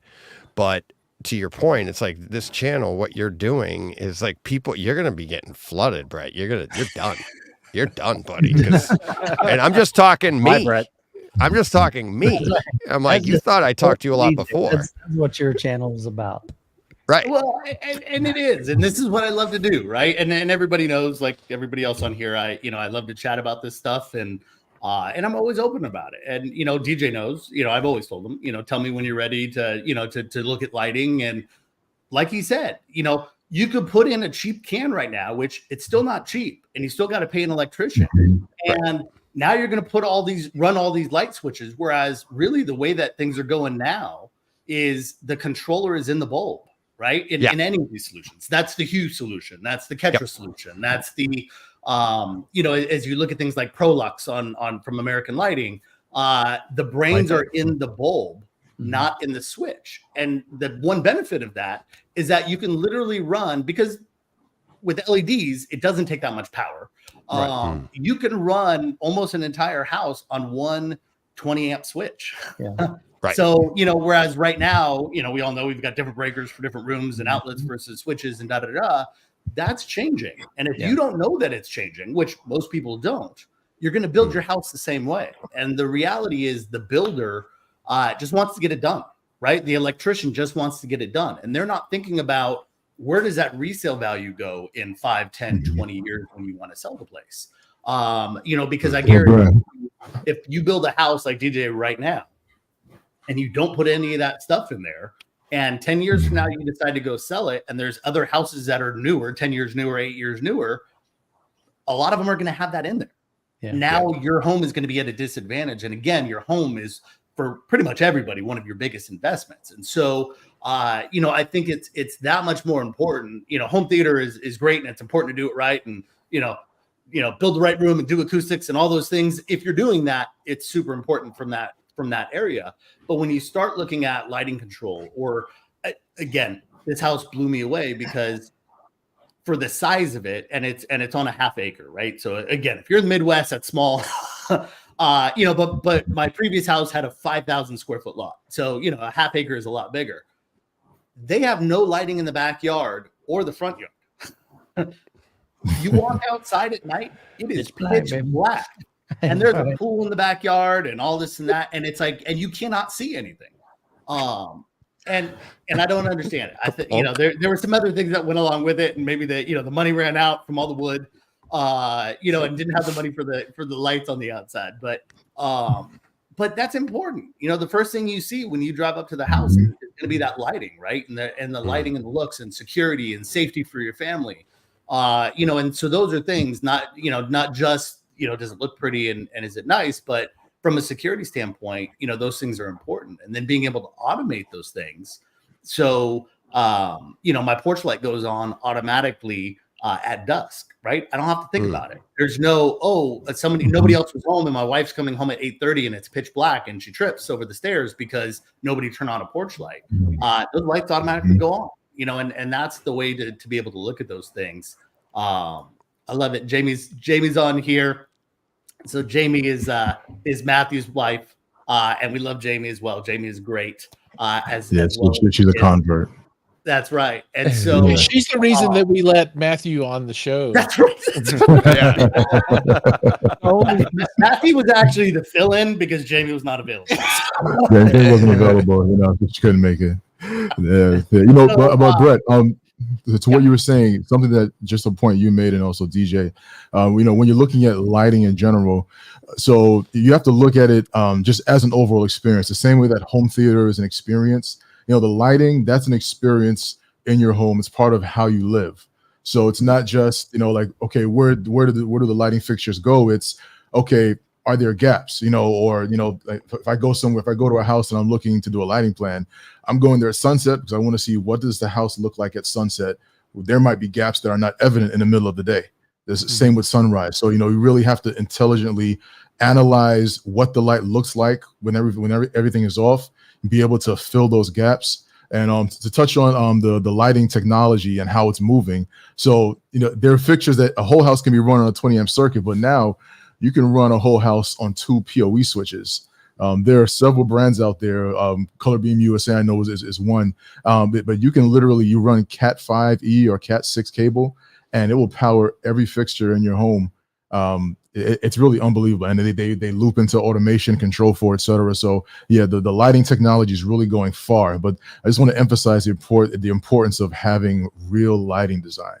Just being able to, it helps you get the most out of what you're spending, because it's going to cost a lot to do. If you're doing every light in your house, but you definitely want it designed right so you get the best coverage, but also the best experience. What is the hue of the light when the sun is setting? What is the hue of the light if you're working late, and it's midnight outside? So different things like that also need to go into the lighting plan as well. Yep. Well, now I know who to talk to when I rip out this Insteon system. Insteon. I used to use them, man. They were good for what they were, but man, This whole place is Insteon. Every light switch in this whole house is Insteon. So I got wow. Yeah. At some point, when I got started, it was X10. So which is kind of the big brother of Insteon as it kind of turned in, right? So when I started, I remember being on X10, and it was funny. So we started building that in. So again, this the better part of 20 years or 18 years ago, I guess, because so my daughter just turned 18. So I've always, nowadays I'll have like 3 lighting control systems in my house at any given time because I'm testing things and doing this and that. My wife loves it. How does this switch work? Why is this different than everything else? Right. So, but when we first put it in, of course, she's sitting there going like, Brett, come on, we can just walk over to the switch. Like, this isn't difficult. Right. And that's, I think, again, the mentality. And I get it. But I remember when my daughter was born, and I was doing some late nights and run around and travel and this and that. And my wife told me a story, and this was kind of sold her on it. And since then, she loves lighting control. She's waiting for it in here. And upset that it takes so long. But my daughter was a newborn, and she's sitting down for kind of like the first time in the evening. She just got my daughter to sleep, and she's realizing it's like 9 o'clock at night. The porch light's not on. And so this was before it was all automated, because again, we're going back a ways. But on my URC remote, there was a section for lighting that actually controlled, and it had a tie-in that would tie into my X10 at the time. And so she was able to hit a button and turn on my porch light. And she goes, I love that, because I was able to actually turn on the porch light for you, but I didn't have to get up, walk around the house and risk waking up the baby. And then the second piece of it was, she wanted to get some sleep. She had the baby, so she was holding it. So she was holding the baby and sitting in a recliner chair. And so she was able to turn off the lights in the family room, which obviously, her complaint before is you could just walk over to the switch. She did not want to get up. So she was able to hit that on the remote, and it turned off the light, and she loved it. And she was able to get some rest. I think those are the stories that always resonated with me, which is, where is the power in this technology? It's, it's cool. It's fun to show your friends. It's this and that. But really, there is, when you're living with it on a daily basis, it's not even a question at this point. Yeah. This technology is there. You should have it in there. Nowadays, my wife's all about voice control, and she's upset here because, like I said, we don't even have dimmers. Right. So, it's a big deal. But it's a big project. It's not like I can just go out and in a couple hours now we've got lighting, right? You know, I've got like 60, 70 switches that I have to change or bulbs that I have to change. And we'll do a mixture here of 3 different setups. So like I said, I want to incorporate best, better, good. So we'll have Ketra in some of the key rooms to be able to show like the best of what you can do. And then I have got Prolux, which I've been testing and I used in this room, which is absolutely phenomenal as well. And I got a chance to introduce a few of you guys when we were at CEDIA. And so they make some great product at a lower price point, right? But still does 85, 90% of the same features. And so when you look at it, a lot of times people are like, well, you know, $1,000 a fixture, you know, that's a lot of money. And it is, you know, or $200 a bulb, that's a lot of money. But what if you put that in key rooms of your house? Well, 2 things are going to happen. 1, you're going to love it. And, you know, so 2, you're going to sit there and go, well, why don't I have this in the rest of my house? You know? And so, but it's not always easy to put that system everywhere. So, you know, instead you could use something like Prolux. Now, Lutron app is great. So if you're just trying to use Lutron on its own, obviously they don't mix and match with other brands. But then when you start throwing that up, and it was funny because Jamie said it, and this is how I look at it, you run like Control 4 or you know, a smart control system. And now it actually controls those Prolux lights the same exact way that it controls the Lutron lights. And for the user, it's a seamless experience. So no matter which room you go into, you've got 13 million choices and the same dimming controls and the same everything else. But now you just did it at a price point that's far more effective. So like I said, being able to mix and match and things like that, you know, are hugely important there. So we've put the caseta, or cassetta, all over our house, which I guess is more, it's like a step down from what you're talking about. But it's been great.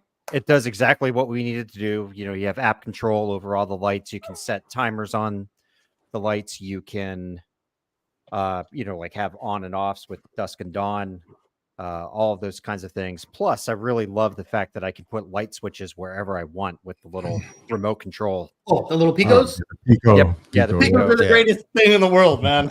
I do wish it was more integrated, you know, so I could integrate it into with like my Kaleidoscape. So the lights would go down when a movie is starting in my home theater room, which I don't think. No. Radio Route 3. Yeah. So right now I brought that up as well. And you're absolutely right. So I run, so in my other house, so the San Mateo house, I use Raw2 Select, which is effectively, you've got Cassetta, then you've got Raw2 Select, then you've got Raw 3, which is more the professional side. Raw2 Select kind of straddles the two. More Cassetta, you know, it looks more like a Cassetta, but it can do a few more switches. So like up to 100 or 200 now. And then you get into the big boys, and that's like Homeworks and this and that you often need to be able to do shade control in addition to things like Ketra. And so it just depends, again, not on all 3-4 platforms that Lutron does are all rock solid. I mean, truly rock solid. What you need is dependent on what you're trying to do, you know? And so, you know, again, Cassetta is an amazing system, and again, gets you 80% of the same way. You don't get color control and you don't get some of those other pieces to it, but from an ability to be able to control my lights, walk into a room, have motion sensors, all those different things, it is absolutely tremendous, you know. And then I run, as DJ was saying, you know, in my previous house, I ran Raw2 Select and I run Philips Hue. So I actually use Hue in my front yard and my backyard, so that I can actually change the colors depending on the time of year. Right. So when we have Halloween, they go purple and orange.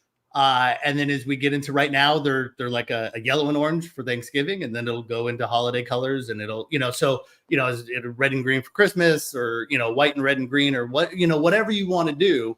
I think it's super cool because it's a great way to be able to dress up the house, and you can just create these scenes, and it's super easy for people to be able to use. So like I said, I've been a Hue fan for years, especially when I was at Harmony. You know, we had a huge integration with Hue in there. So, you know, I think it's mixing and matching, as long as you just don't want to make it so complicated that only one person in the house knows how to use it. And it takes 15 minutes to do it. That's a big problem. We have LifeX bulbs, which are like Hue. And I'm the only person in the house that, well, my kids are out of the house now, but my wife could care less about trying to figure out how to change them. And they work about 95% of the time, but occasionally you'll turn them on and they're all white. You know, you can see behind me here throughout the game room down through our downstairs here. We have various color lighting schemes, and sometimes they just like to reset to white. It's easy for me to fix because I have the app, but Sure. I wish there was an easier all this way. stuff only breaks when my wife's, when I'm traveling and my wife wants to do something. It's been that way for years, right? So, so Rick made a comment on there. Love the channel. Appreciate that, Rick. So again, brand new. I've got a lot of great people on here, but we're talking about Factnatics, FAQ-natics, as you're looking at the channel in there. So appreciate it if any of you guys subscribe as you're going through there. We're going to have some great content. And again, covering a lot of different aspects and really looking at researching it. Not just my own opinion on it, but, really digging in as well as sharing a lot of the stuff that I've had in there. But I saw this. I saw a lot of the comments going in. You guys have been great answering questions in the comments. What are your thoughts on 2 subs versus 1? Rick, I'm going to give you. So again, we all have it. I saw all the same answers in there. The answer is always 2 subs. It's 4 subs is the answer. Well, it's not 2. But that's what I was going to say. So I actually I taught a class on this, Rick, last month. So I do a show generally every month with Anthony Gramani, who again, a lot of people have known for doing a ton of great rooms and system designs. He actually started at Dolby was his first job. He was there. He built out the THX program. One of the guys, obviously, that built it out over at THX. And so looking at it scientifically, the issue becomes, Rick, when you have 1 sub, trying to find the proper placement so that you're not super hot in, let's say, your captain's seat, but then the other rooms or the other seats in the room don't have nearly as much bass, or maybe yours is right, but it's incredibly hot at another one. And so when you look at the waveforms, it becomes simple math, right? And so a lot of people look at it as, well, I'll just get a bigger sub, but a bigger sub really doesn't solve those room mode issues. And so as you add 2 subs in a room, you're able to actually control a little bit. And you guys, I know I see it sometimes, and sometimes it's for pictures and the rest. 2 subs do not go in the front. You really have to have them opposing. And we saw a lot of that with waveforming, with Trinov and their booth at Cedia and the rest. Although we don't all get, 24 subs in a room, but the idea is that it works even smaller.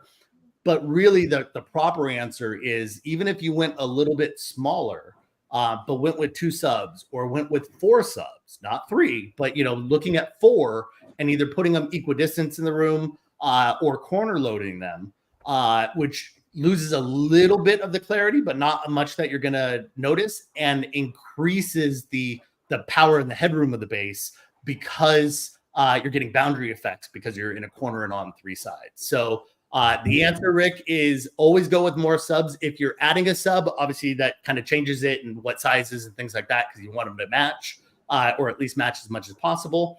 Not necessarily brand wise, but we're talking power and size wise. But if you're just building something in, put 2 subs in, put 4 subs in, even if you have to go smaller, guarantee you're going to end up getting better, more even bass sound coverage throughout the room. And then if you want that more impactful hit that we all want, and Todd's always looking for on Bass Hunters, the reality is now you can add infrasonics into that. And infrasonics, once you get past about 30 hertz, you're past the room nodes. So you're past bouncing off the walls because the waves are so long, they're probably longer than your room. And at that point now, that sub really can be placed anywhere. So now if you get that bigger, 15, 18, 21 or larger sub, that can really be placed just up front. And you're going to be able to get that deep chest impact that you want, but without needing 3, 4 big, huge subs. So the answer is typically that works. And that's not just my opinion. That's coming from Anthony Gramani. That's coming from a ton of expertise.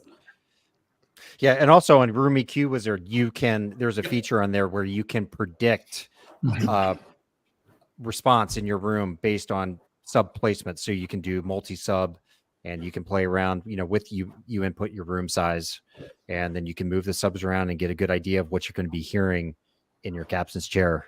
So that's one easy way to start to begin to figure out where you're going to place subs. But Brett, I think one thing that people often want to know is kind of something you were just touching on. Do I spend all my money on a bigger sub, or do I buy, 2 cheaper subs? Sure. And one response is, yeah, get the smaller subs. I always kind of also say, if that's the case, and you want to really dig deep, if you want that bigger sub that's going to dig deeper into the lower into the lower 20s, maybe into the teens, just wait, save your money. That's my advice. I think that one of the worst things you can do when it comes to subwoofers is buy underpowered subs, because you're going to end up disappointed. At some point, you're going to sit back. Some movie's going to slam your underpowered subs, and it's going to sound bad, and you're never going to be able to unhear it. And you're going to want the next level up. So, in my opinion, you're better off buying some used, because they're always out there. Good deals are out there. Or save your money. What's another 8, 9, 10, 11, 12 months? Not a whole lot. I mean, I'm all about seizing the moment, but I would say when it comes to subwoofers, I would suggest save up your coin and do it right. I agree with you, because that's one of those things in a theater that can like make or break it. Like, to me, the subwoofers bring the energy, it brings the impact, it brings the excitement, it brings a smile to our face. I mean, there's nothing like watching a movie. You got this big screen and you see this big explosion, like you hear it, but you don't feel it, Yeah. I want to make sure that I'm feeling it. And so I've always kind of been an advocate of buy like the best subwoofer you can. Now, it doesn't mean you bought the most expensive subwoofer. Just buy a good quality subwoofer that fits your budget, maybe even stretches your budget a little bit. And then down the road, save up a little more and get another one just like it. If you need some more bass, or if you're trying to get better seat to seat response like you're talking about. I'm not a big fan of, I'm thinking, go out in your garage, man, sell some crap that you haven't used in 20 years. And That's what put Brett's that doing. subwoofer, I mean, seriously,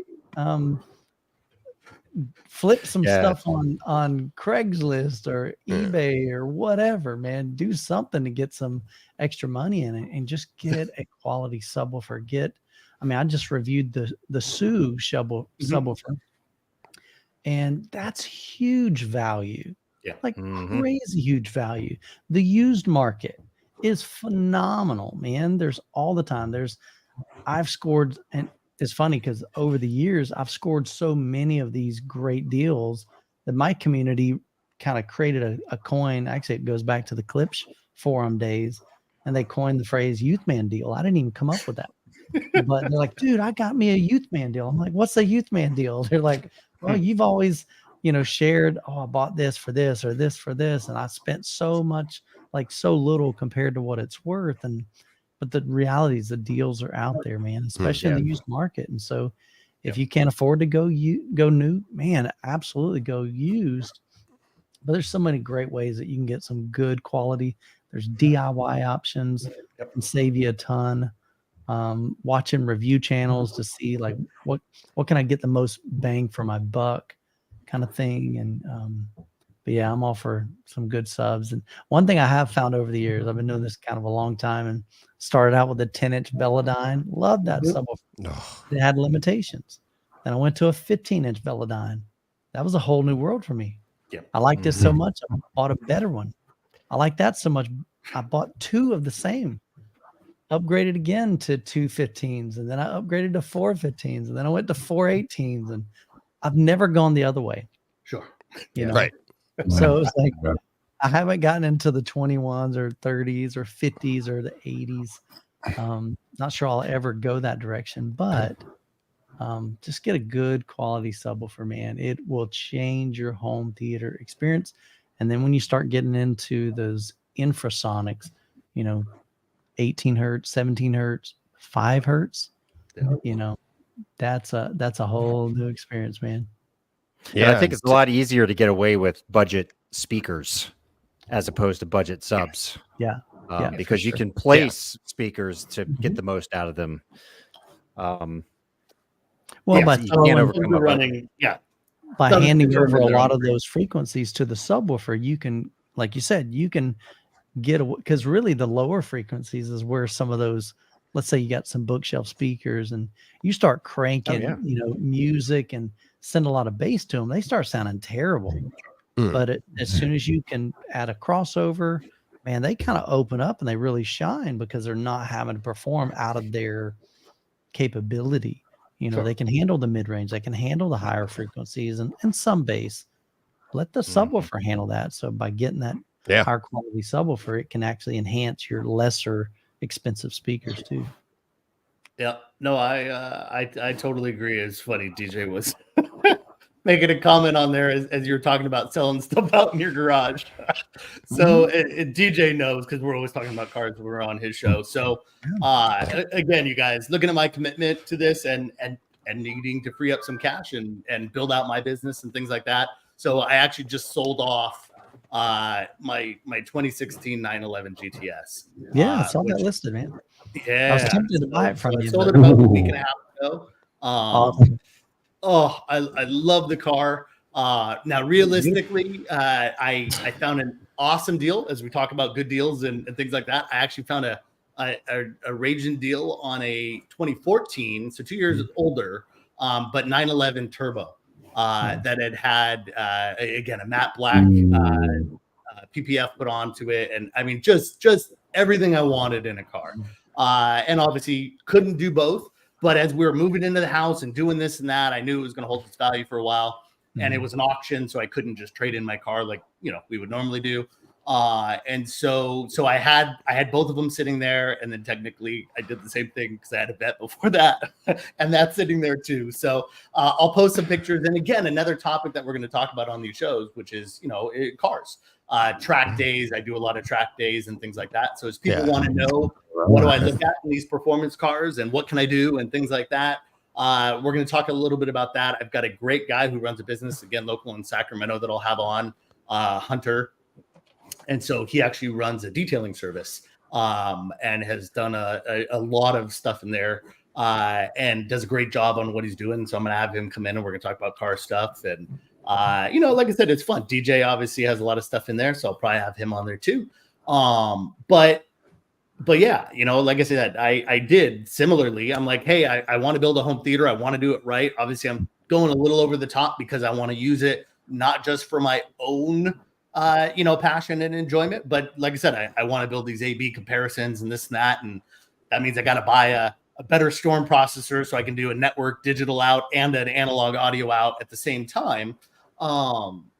And I realize I don't have to, you guys, but it makes it easier for what I want to do. Right? And so, so it meant that I realistically, I sold off that car that I love too, and so, and the vet's going next. So if anybody needs a 2017 Corvette C7 Grand Sport, you let me know. Yeah, I do, but no, but Brett, you're like what you're talking about. Like when I have people on my show, I like to talk about anything and everything. That's how you and I have gotten into the cars, right? And we talked about, and you like live on air looked in like, why would anybody have a sports car and not go to the track? And I'm like, me? I love, and he was literally like making fun of that type of person, and I'm like, that's me. I love the beauty of a car. That's what I do for a living. I paint them, I keep them looking beautiful, right? I detail them, I do all this. I'm like, I just like the way it looks. I like to go to car shows. You like to go make it look like covered in rubber. But I love that part. Like I have Michael on, and I found out he went skydiving, right? I have Todd on. He's an Air Force brat. I call him Iron Eagle. I have Giles on, and Brett was there, so I haven't really got to know Giles that well yet. Sorry. It could have been more fun if it had just been me. I know. It was but we had a great time, and it's like, Matt, I'll have you on, and same thing. I can't wait to talk integration and stuff, and all of that fun stuff. But then also get to know you and stuff, and that's what I think, Brett, you're going to be doing here as well. And it's all of that fun stuff, but also helping people with anything and everything. You know, my channel is dedicated to home theater, but I like to get to know the people. So that's how we find out all that. But you're going to be getting to know people and be talking about anything and everything, which I think is and awesome. the idea is, you know, I want to get comments from people, and you know, you tell me what you guys you know, want to talk about, right? Or what questions are out there. Obviously, you know, there's certain things that, you know, are kind of inherent for everybody. You know, I need to understand this, and you know, how do I look at finances, or how do I look at a home theater, and how many subs do I need? What location should Smurf to be run to? I had that on there. I won't forget it, John. But you know, but there's other things that, tell me what you want. You know, I love reaching out to people and finding kind of the expert answers and getting those things, because I get you know, to learn about it, and I get to share that education with somebody else. And it takes time. You know, too many times, realistically, you know, we're kind of in a society now where you read or skim through one article, or I saw a headline and now I'm an expert on that topic. And that's not really the case, right? You know, and so, you know, I really want to be able to spend the time to make sure that everybody, you know, truly understands those things. And if you have a question about, you know, what are the types of different loans? Why do I want a 30-year or a 15-year? You know, why don't I want an ARM? What's a P&L loan, or what are the risks? You know, I'm not going to tell you what the right rate for you to do it is. I have an opinion, and when you do it, and should you buy a home, and all those kinds of things. But really, it's about making sure that you know the options, because how many people do we hear stories about, and know family-wise and this and that have got caught up in this kind of stuff, right? You know, and they invest in something, they maybe get a little over their head. Investment portfolios are the same way. Like I said, I got licensed as a broker when I was 21.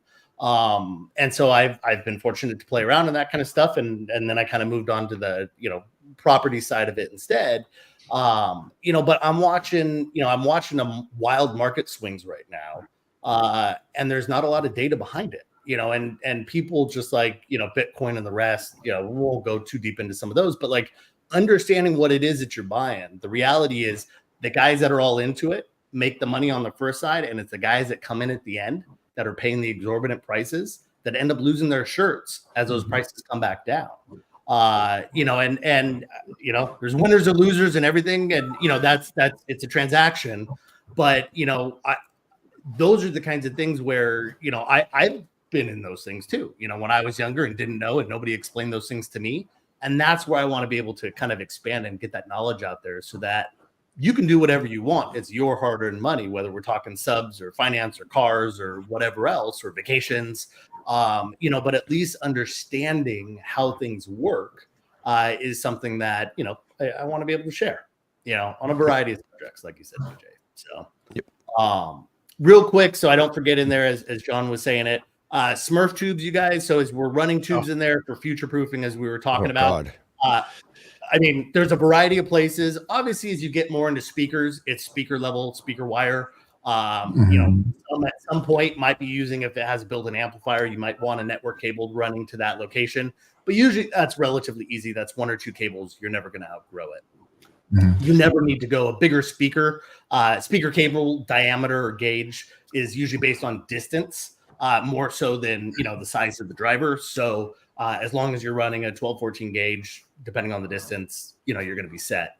But if you're talking about the head end to where your TV is, you know, you want a Smurf tube, because again, it went from composite to S-video to component to HDMI to HDMI 2.0 to 2.1 to, you know, who knows what it's going to be, probably fiber. You know, as you're into the future, you want to make sure that you've got that run. Now, multiple runs of risers too. Yep. And so, you know, if you're going to run a projector, if you've got a room, you're going to want Smurf tube to that. Anywhere where you've got a connector that may change, or that we've seen change over the last 5, 10, 15 years, you're going to want a Smurf tube for that. And that just makes it so that you can run stuff. And if you're not going to run a Smurf tube for some reason, make sure you're running the best of whatever you can. So right now, you know, as you get into Cat 7 cable, Cat 5e will actually take care of most people, you know, for what the data that's running on it for in most homes. But make sure that you're running, you know, at minimum 6, but, you know, 7 as you get better in there, because cable is cheap. And especially at the time when your walls are open, cable is super cheap. It's much less cheap when you have to pull out drywall, you know, and text and you know, texture and everything else to it after and repaint. So, that's the beauty of a Smurf tube is basically it kind of arcs and runs so that you could be in your attic or wherever else, and you literally just feed it through. And as you're feeding it through, it ends up at the other side. You don't have to worry about joints and corners and all those kinds of things. And so that's really what you're looking for. But if you're running it now in that Smurf tube, because some people run cable and then outside, the idea is to leave the Smurf tube empty for future stuff. But if you are running cable in the Smurf tube now, it should have fiber, even if it's dark and you're not using it. We call it dark just means it's not connected. But run fiber. Fiber is relatively cheap and can be terminated in the future. Run multiple lengths of cat because most people are using Ballons. And while a lot of Ballons are single Cat 5, Cat 6 cables now, more bandwidth can be rectified by using multiple cables. So we used to see that before and again in the future, again, probably where you could connect 2 different Cat cables into Ballon on each side. And now you're able to get more bandwidth through it. So just some thoughts as we're, trying to looking at the house and looking at those opportunities to make sure that you're wiring for the future.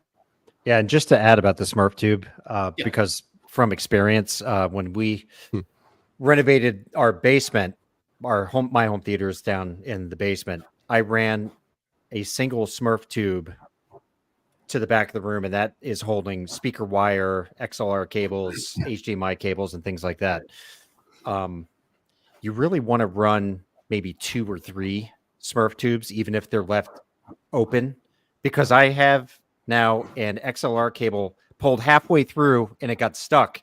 I was wondering about that. I was wondering how many you add before it gets tangled. And it's no fun when you're pulling something and all of a sudden it stops. It's not moving anymore. And I wish, because we did have, all the walls open down here. The ceiling in my home theater room was basically gone. We easily could have run some empty tubes. Sure. And it never even dawned on me. I probably should have called someone up like Matt and said, come on over. I need you to look at this, and get the expert eyes on it.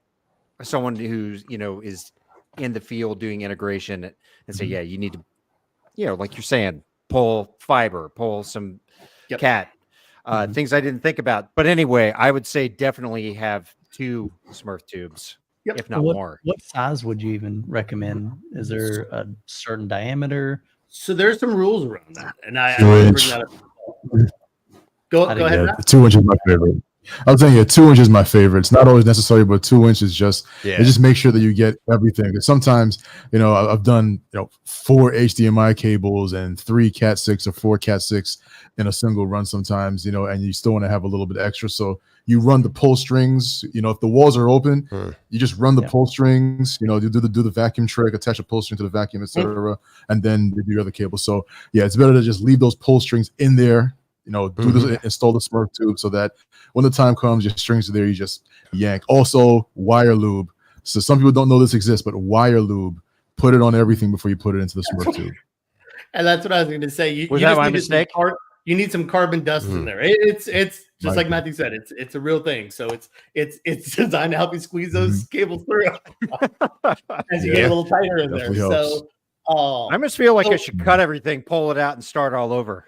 That's right. Hey, get the wire lube in there. I can pull my I'm helping Joe with the theater coming up pretty soon here in the next couple of weeks. But Michael, the other side of that question, and just to add on what Matthew was saying. So I agree, 2 inches. Now, in most locations, and this can be local as well as as federal. So there's codes as to how much of that, let's call it a 2x4, you can cut out, right? And oftentimes the code is 50%, or less than 50%. So one, you should always put a strike plate because you never want to put a cable. You never want to run a nail or a screw through it. So you put a strike plate, super cheap plates. That wherever you cut through the hole, you basically put it on there, especially if you're running loose cable.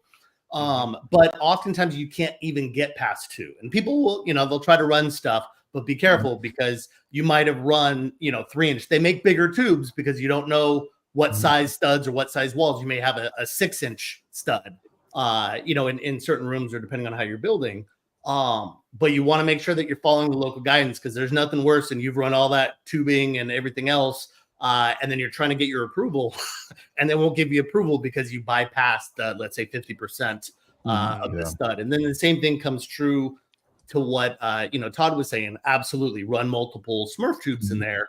Again, you just want to make sure, especially with the load bearing wall, what the rules are and how close together those holes that you're cutting, because you're cutting a 2-inch hole in your 2x4. Right. You can imagine that, one isn't going to do too much damage, but if you cut a 3-inch diameter hole in a 2x4, which isn't really 4 inches anymore, it's like 3.5, 3 3/4. You've made it to now you can kind of karate chop your way through that through that stud. Yeah. See, you guys, I've picked up a few things in my years. Just a Charles and Charles, I've known Charles for years. Charles is again another guy from the Harmony days. And I know Matthew knows him as well because I see everybody chatting in the forums. It's always fun to me to see other people that I didn't know each other that are alive in the forums. So, but Charles, always good to hear from you. But he was saying, a forum for used equipment that's vetted by industry experts. So the expert part's a little harder because somebody has to take a look at it, right? But as Michael was saying, and if it's his stuff, but there are a few good sites out there that I feel like most people, they're just upgrading because, like Michael said, I was at a 15 and then I went to an 18, or I did this and that. And, the equipment still works well. We're passionate people, so we take care of our equipment, but it's just time to upgrade, right? Mm-hmm. And so, Michael, I'm going to let you give, and I don't know who else has one, but Michael, are you the only one with a used site? And what's the forum that people can go to for those Youthman deals?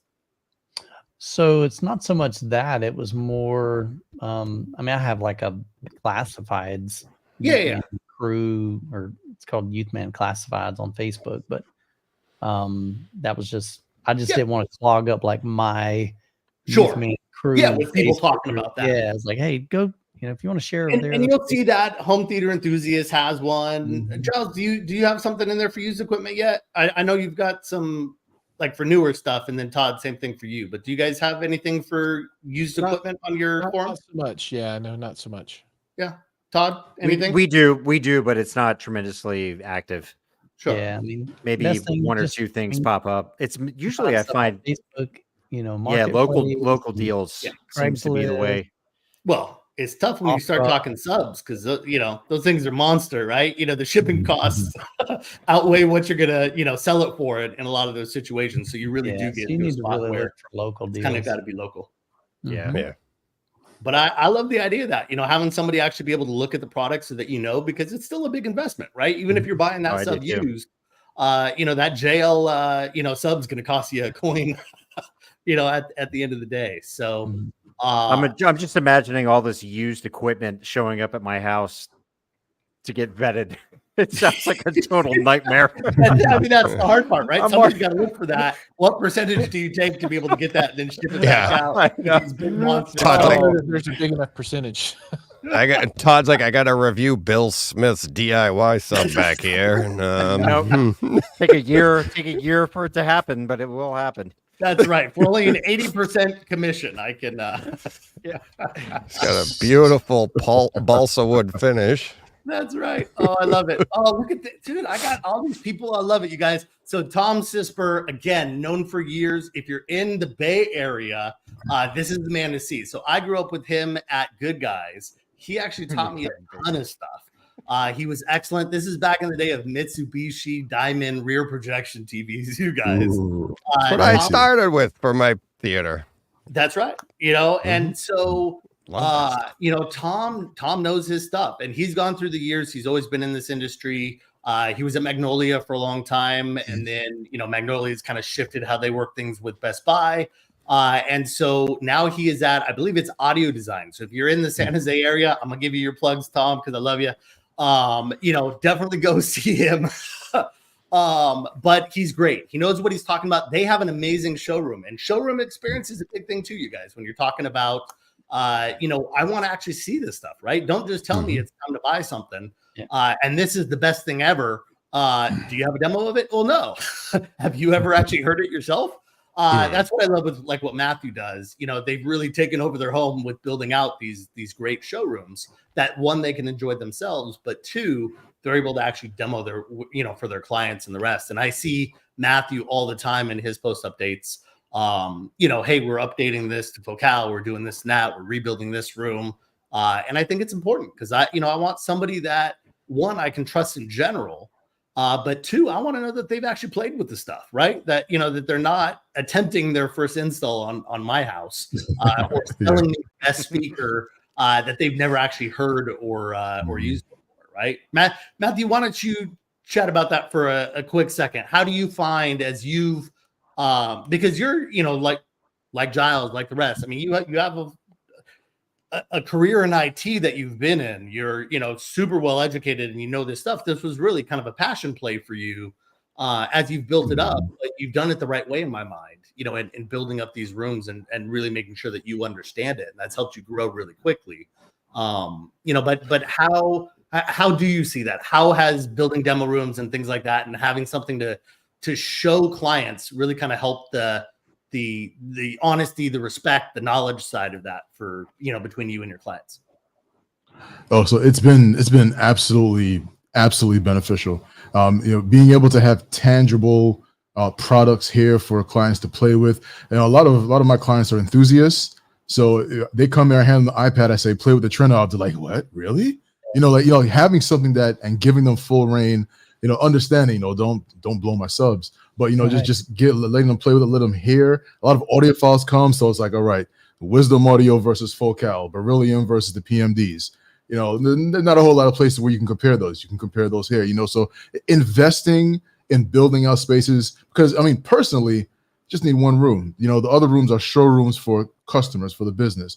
So being able to build those out and allowing people to come and look, listen. We just finished installing a 4-way masking screen, so that the whole idea being, so people want to know what screen size should I use. Well, let's move a chair and let's change screen sizes and aspect ratios until you find what's comfortable.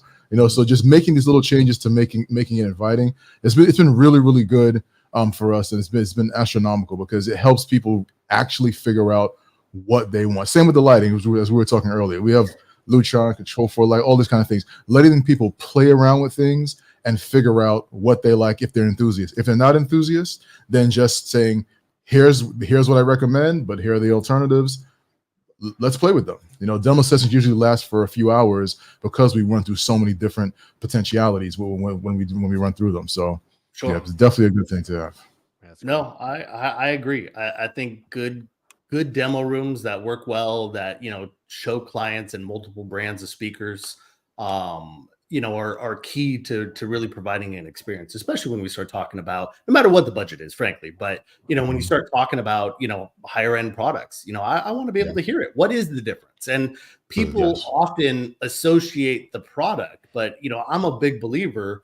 The room and the acoustics play as much, if not a bigger role, in that overall sound, because, I've said it for years and I was at Bowers and Wilkins, right? So, I love a good set of, 800 D3s and the new D4s. But you put those in a room that isn't calibrated or doesn't have acoustic treatments in the room, and it's just echoing, you can't tell the difference between that and a pair of 600s or 700s. That's the reality of it. And I think that's something that people get caught up in is, I want the brand, I want the bigger screen, I want the this and that, I want the bigger speakers.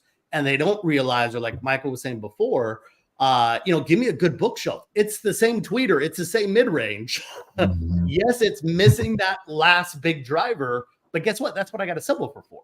That bookshelf basically sounds the same as that floor standing speaker does, minus the bass region. And now I can invest that money instead into more subwoofers or more whatever else, and I'm still going to end up with the same great sound. And by putting in the acoustic, the proper acoustic panels, room treatments, and the rest, I'm going to enjoy that room a lot more. And the amount of times I walk even into a showroom where it's literally just a square box with slap echoes that are lasting 2-3 seconds, and I'm like, Right. how are you going to justify selling a pair of $20,000-$30,000 speakers in this room, when the reality is, the direct sound still sounds good and you're doing this and that, but the room has so many issues in it that it's going to sound different. Or the reverse, you've got a room that sounds great at the dealer, right? Because they've done the acoustic treatments, but they're more worried about selling the speakers and the rest than about doing the proper design, because that often takes a lot more work and knowledge.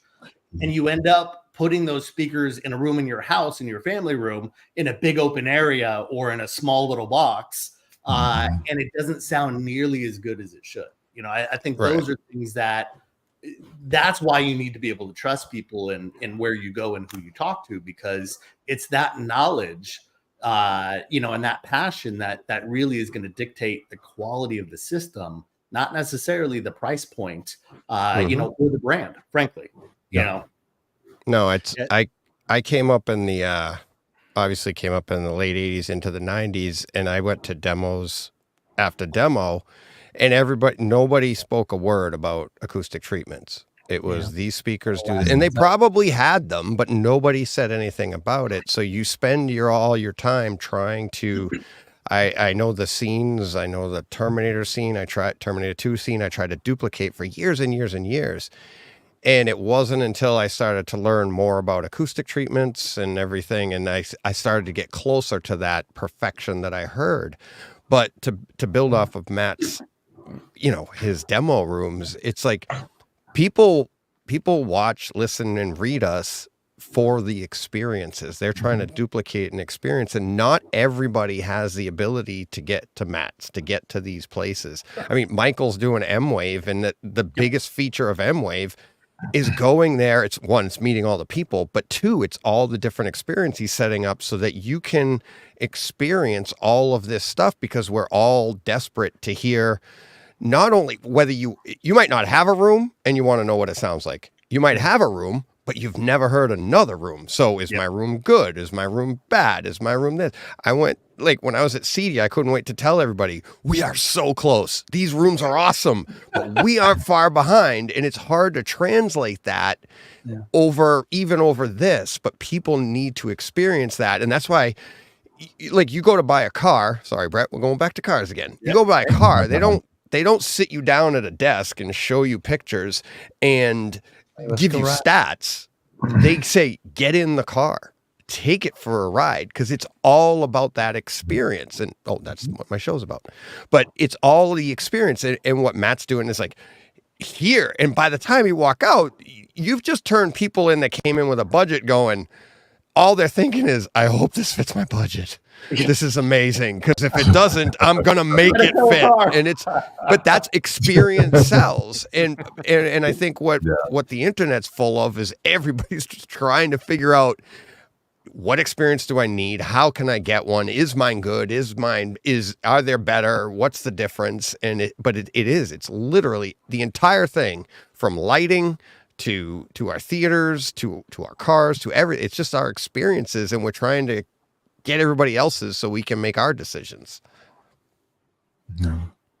No, I agree. You know, it's Mikey. We need all the help we can, you know, and we need good help. And I do think, you know, so we'll plug M-Wave in there as well again, you know, for Michael, but the way it gets pitched, and I love it, because this is a similar way to how I look at a lot of stuff, you know, and kind of democratizing, you know, knowledge, right? Getting it out to more people. So many of these shows, like Cedia, you guys are lucky enough to go to. I know I've actually helped people out at Cedia's before, where I say, you know, when it was in Dallas, I helped a few people out to get in. I'll get them passes and stuff like that. Sure. But most people don't get to see these things. They don't get the behind the scenes kind of look. And that's, again, something that I've talked about, and especially with Michael, as we talk about doing tours and stuff, is, you know, we go to see consumer, you know, systems, and that's great. But wouldn't you want to know a little bit more about, let's say, L Acoustics or Anthony Gramani, or, you know, some of these different brands, Audio Control, you know, Dirac, you know, we talk about these brands in this sense, and it comes from opinions in it. But, you know, I want to, if I'm picking a brand, I kind of want to know a little bit more about that brand. How engineering focused are they? What are they looking at technology wise? You know, and, you know, again, I'm spending my dollars. I want to know that it's kind of going into that right place. And I think those are the things that I hope to kind of do, because from my perspective, it's like, yeah, realistically, I'm blessed in the fact that I can just kind of call somebody up and say, hey, can I get a tour in the back? And realistically, this group could as well, but most consumers cannot, right? You know, you're never going to get a chance, to tour some of these big things. You're probably never going to hear a Keith Yates designed room. You're probably never going to hear a Grimani designed room. I want to make it so it's a little easier to do some of those things, maybe. But the reality is, shows like M-Wave allow the consumer to be the focus of the manufacturer, which I think is hugely important, rather than the integrators and the consumers kind of being left out of it, which you need to do because otherwise you have way too many people in, and CEDIA is a business show. So I'm not saying that it's being done wrong from that perspective. I'm just saying the fact of having a central place is tremendous, Michael. Yeah, for sure. So, and Michael, why don't we look at that? So M-Wave, I think you guys are I've been watching all the posts on it. You guys have just gone live in kind of tickets and everything for next year, right? So, what does that look like? We're 8 months away, and we're like, you know what? Let's promote it. Let's go forward. And so we started selling tickets the beginning of this month, November 1st, and then December 1st we'll actually launch all of our home theater experiences. So we've got, I think there's 9 local guys in Kansas City that have some incredible home theaters, and they're all different brands, different things that you can experience from different projectors, different size rooms. And so attendees can look at that list and go, man, I've always wanted to experience what near field subwoofers or infrasonics. And, this guy's got a big mass. He's got 421s in his room. So I would love to experience that to see if I want to go that direction in my room, or maybe you just want to have some fun. Sure. And so we're making those available December the 1st. And so the show is June the 21st through the 23rd, Friday, Saturday, Sunday. And it's at the Kansas City Convention Center, and it's open to whoever. We've got one of my patrons is from the UK. He was on my Zoom just this past Sunday night, and he has already booked his flight. He's already booked his hotel. So we have last year, or technically I guess it's this year, but our last M-Wave in June of this year, we had folks from Canada, we had folks from Puerto Rico, and then we had folks from Hawaii. Wow. So it's just pretty cool to see that people this is a need. I mean, we don't have a consumer facing home theater focused event. Most of them are 2-channel, and maybe if we're lucky, we get a couple of rooms that are home theater focused, but nobody's doing home theater. And so we're just trying to provide some things that are unique to that industry, and also even just some blind testing. Blind testing is not only fun, but it's very educational and eye-opening.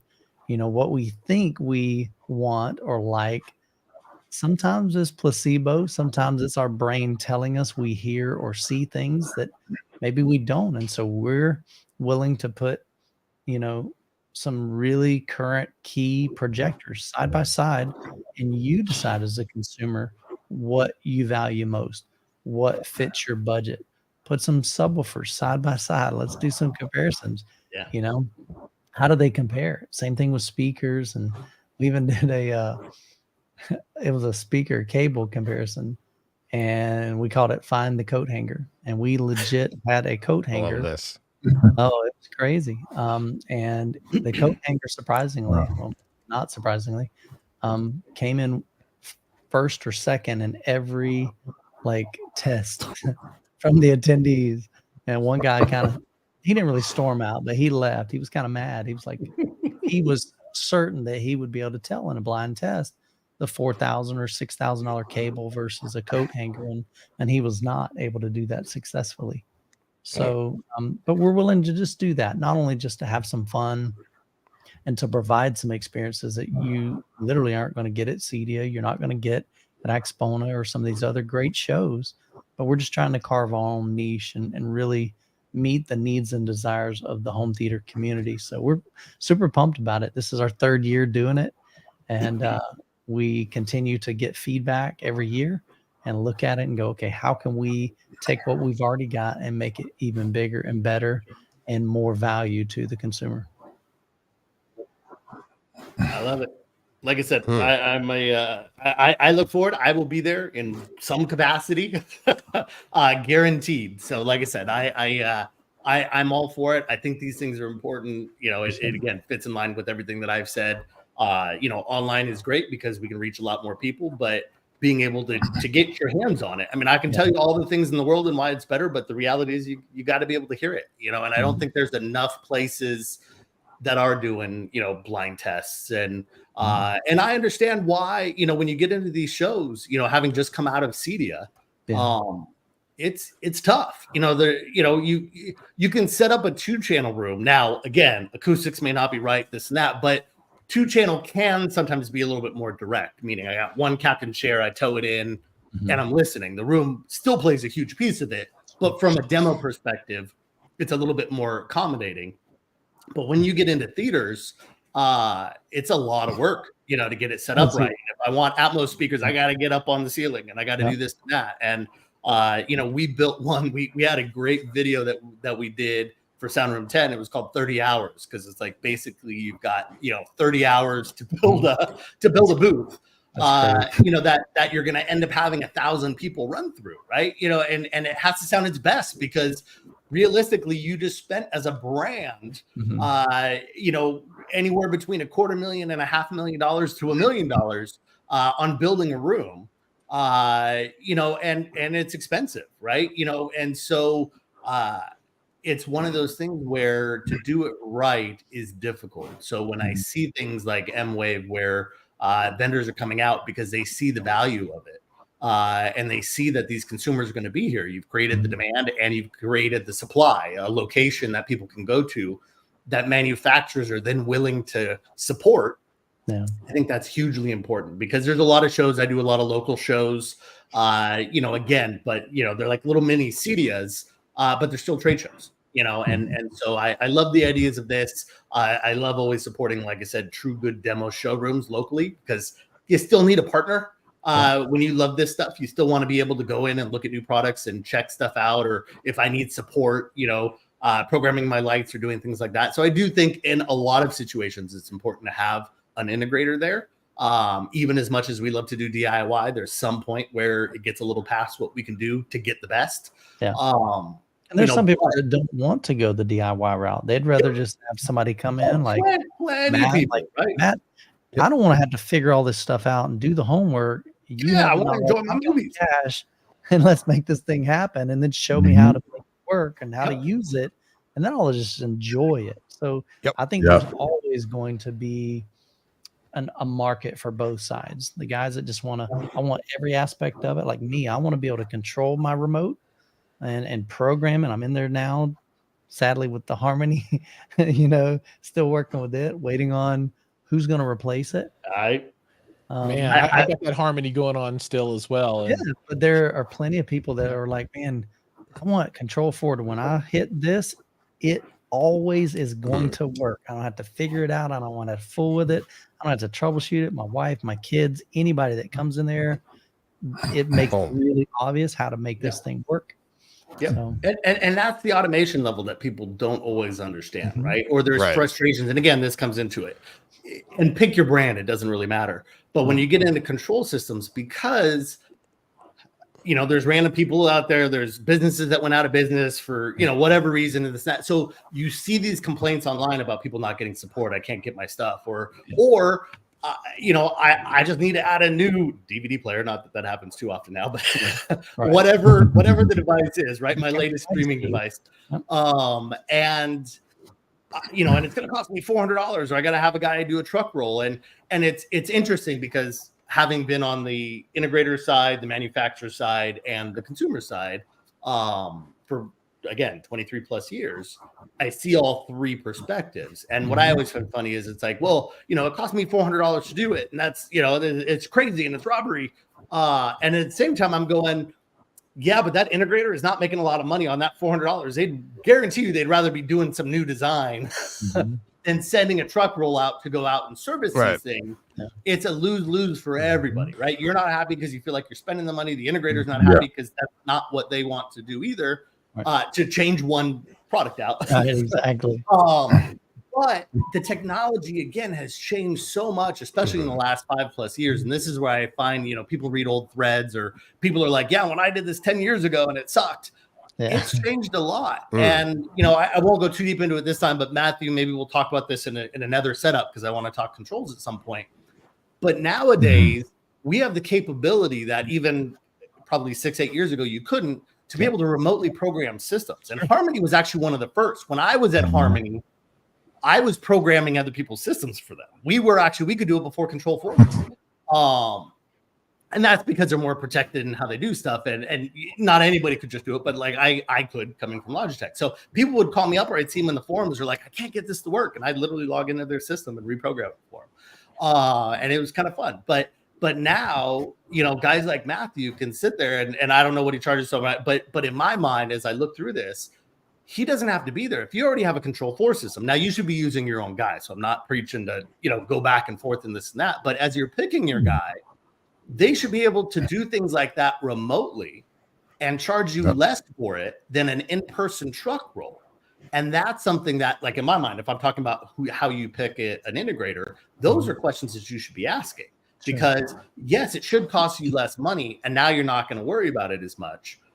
But if you're not picking a control system because you're afraid that something's going to change down the line and you have to pay to upgrade that, that's not a good reason not to do it. Because I guarantee you that lighting control that you're going to use every day, multiple times a day, or that shade control, or that whatever it is, TV control and the rest, far outweighs that one-time charge. But at the same time, if we can do it because I don't have to roll a truck, because I can do it from another job site, and it's only going to take me 10 minutes. It sucks to roll a 2-hour truck roll for a 10-minute fix. Like, did you turn it off and turn it on again? And that happens all the time. So integrators have to charge, but then everybody's upset, right? So, Matthew, I know you do quite a bit, and I see you in the forums talking about, hey, I can help you out with this remotely. I do a ton of remote programming. Benefit for people? Absolutely, yeah. It's a very good fit for people. And a big benefit of that is, you can pick who you want, who you like as your integrator to do your Control 4 programming, because, anything can really be done remotely.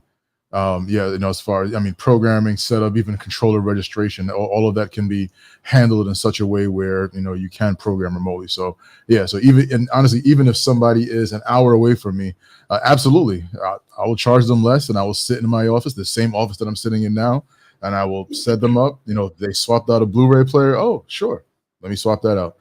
So in some instances, you may not even charge if it's a very, very quick fix. So I think it's a very big revolution, just being able to do it remotely. Just to touch on the control system from a DIY standpoint, to share my personal journey, I was very invested in iRule. I don't know if you guys remember iRule. It gave you like restaurant level customization, button anywhere you want. I had probably a couple $1,000s worth of Global Cache iTac devices, both in my previous house and in where I live now. They were going to sunset, and then I went over to Logitech, and then Logitech sunset. I've been burned by the DIY side of control. Just from a personal standpoint, before jumping into Control 4, just in general, I haven't had a great experience with the DIY, with the DIY control options. I just learned, I had Eddie Trochez, he's an integrator out of New York. He was on my 24 hours. He's a listener of mine. When he came on, I didn't know he was an integrator. He's just a listener. So I had him on, and he was awesome. He was like, you can, like a Control 4, you can bring that down to a level. You don't have to do the whole house. You can simplify. And Brett had I had known that part, but the part I didn't know, and you should have seen the chat. Everybody's like, I can do what? And it was that if you're a DIY guy and you want to mess with it, there's so much. He was like, you can do everything except for you can't connect it and disconnect, right? If I'm summarizing it right, but you can do your macros, you can do all sorts of things on your own, and it's like, but on your end, if I screw something up, I just call you up and I go, Matt, I think I screwed something up. And you go, boom, let me reset you. Boom, you're back to good. Or you just erase or he said, like Eddie was saying, I can even go, just delete, because you can't get rid of everything. You're only going to be able to delete what you did. And it's rock solid. So I think a lot of DIY guys, if they knew that, they might spend whatever it is, like a control. I think he was saying it's like $1,100 to get you going on a single room if you wanted to, Yeah. But that to me is like, for like, we're all looking at Harmony going away for our theaters, because we're not running our whole houses on a Harmony Elite, maybe, but you're running your theater. To buy a Harmony, and people are considering it, that's $550. You spend, another $500. You got a Control 4, and to your point, Matt, now you've got a demo in your room. You're like, I need this in my living room too, and I need this here, right? Yeah. So it's like, expand. Yeah, that's what I'm saying. It's like, it's so expandable. It's all of this, and I and as a guy that like, this isn't my house. This house is going to my son when I leave. I'm dying to put a Control 4 in just so I can play with it, but I'm like, I don't want to spend any more money on my son's house, because he's like, come on, Dad. I was like, Joe, you want a Control 4? And he's like, I don't got the money. Well, neither do I. But that's right. But I can't wait to play with it, right? And it's like, I just can't wait, and I'm hoping, let it integrate. But I think if more people knew that part, and this is what I see, is that a lot of the integrator, and I don't blame, and that's why I loved what Eddie was doing on my show, is like, a lot of the integrators, you guys make your money off of like a whole house system. You get a call from, DJ going, I'm dying to have $1,000 system. You're like, ugh. Yeah. It's like, because you're trying to make a living. So I get that. But to hear guys like you and like Eddie to say to people like us, like, there is a way to do it. It's little known because nobody wants to roll a truck for the $1,000 system, because you do have to come out and do it. And when people learn that, I think a lot more of us would be like bugging you to come out. Because I would definitely agree. Yeah. Ava remotes, Ava cinema remotes. everybody check those out. They are gonna so Ava, another thing. I have an Ava cinema remote coming. It has a control brain. The remote itself is the brain, and then they actually rolled out a full control system as well. This little device, I can't remember what it's called at the moment, but I have one. I have their original remotes. I actually deploy them now. If I do a 2-channel room, then I throw in an Ava remote at no charge and have them pull up Rune. So I set it to load Rune in kiosk mode, and it's worked out really well. So you walk into your 2-channel room, you sit down, pull up the Ava remote, boom, your music collection is there. So they're a great company. And what they have coming with that cinema remote, it really could be game changing. I'm excited. I'm waiting for my first order to come. I really am. I can't wait. Yeah, I fell in love with them at CDS. It's really cool. Yeah. No, I agree. Now I'm even more confused. You need that. I wish there was a channel to answer these questions. That's a good idea, DJ. Channel that where the people actually know all the control systems, and and maybe know the right people at Control 4 and Savant. Run by the guy that knows all the people. Right? Yeah. What would we get? It is definitely, control is on the list, because just like you said, DJ, I think it's a big piece. People don't understand all the steps, and that it's not always that much more. And there are integrators that will actually go out and do those single rooms. Obviously, like you said, a lot of integration companies are looking for the big jobs, but there's plenty of smaller guys that are tremendous at what they do that are looking to do those jobs as well, because sometimes smaller jobs are even better, because the big jobs take like 2 to 3 years. If you're doing a whole home system and the guy's building his house nowadays, that's 2 to 3 to 5 years commitment, that like every 6 months or a year, you have to keep going back to that guy's house to try just ahead of time to do wiring and different loads. Being able to do a room or two is a tremendous business model for a lot of people. So we will absolutely be talking about that. And I want to hit up a comment in here. I saw you guys were answering it, so thank you. But Chris Wilson. So Chris, nice to meet you. I don't know where you found it. I'm assuming you're one of these gentlemen in here, but you were talking about different brands and reviews and things like that. And I understand exactly what you're saying. One of the things I brought up earlier was the want, as I'm talking about technology, and again, a little bit more brand agnostic, although I'll obviously talk about the right brands that fit into those spots. But I want to be able to talk about things technology wise in a best, better, good scenario. So that, yes, we may be talking about Kaleidoscape on the big end. But although hot topic right now is the PD and our evolution, right? But but talking about the different steps that that are also underneath it, what the differences are.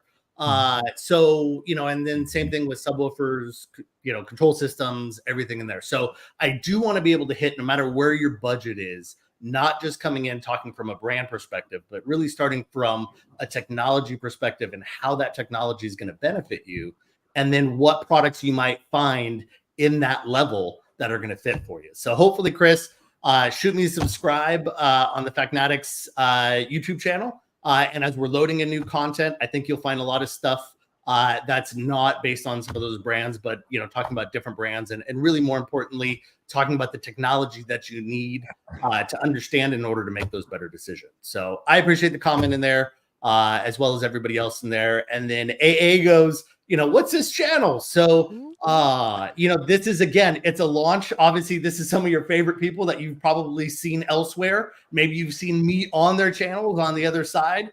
But this is actually my brand new Facnatics channel, where we're going to be talking about a variety of things. In this case, I brought in my favorite home theater people, but we're also going to be talking about home theater, whole home audio, lighting control, so general smart home technology, security, systems, cameras, things like that. But we're also going to spend time talking about cars, watches, probably liquor as well.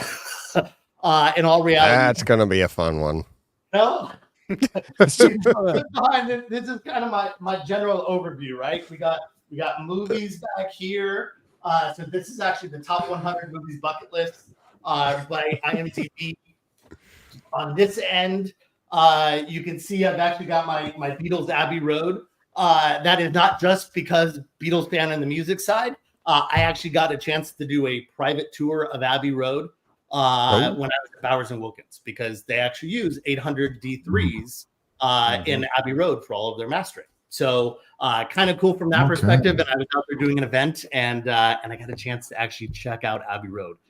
Phenomenal, you guys. And so we go into headphones. I've actually got back there, it might be a little harder to see, we'll do it, but I've actually got a Harmony Pro 2400.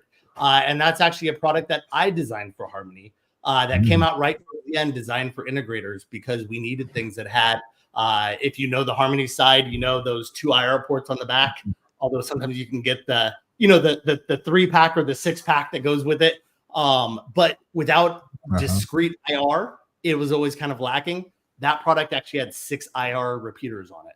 Had the ability to run more products, had a little bit more memory. But like I said, I actually designed that product all the way down to the box. I've got headphones that I've built.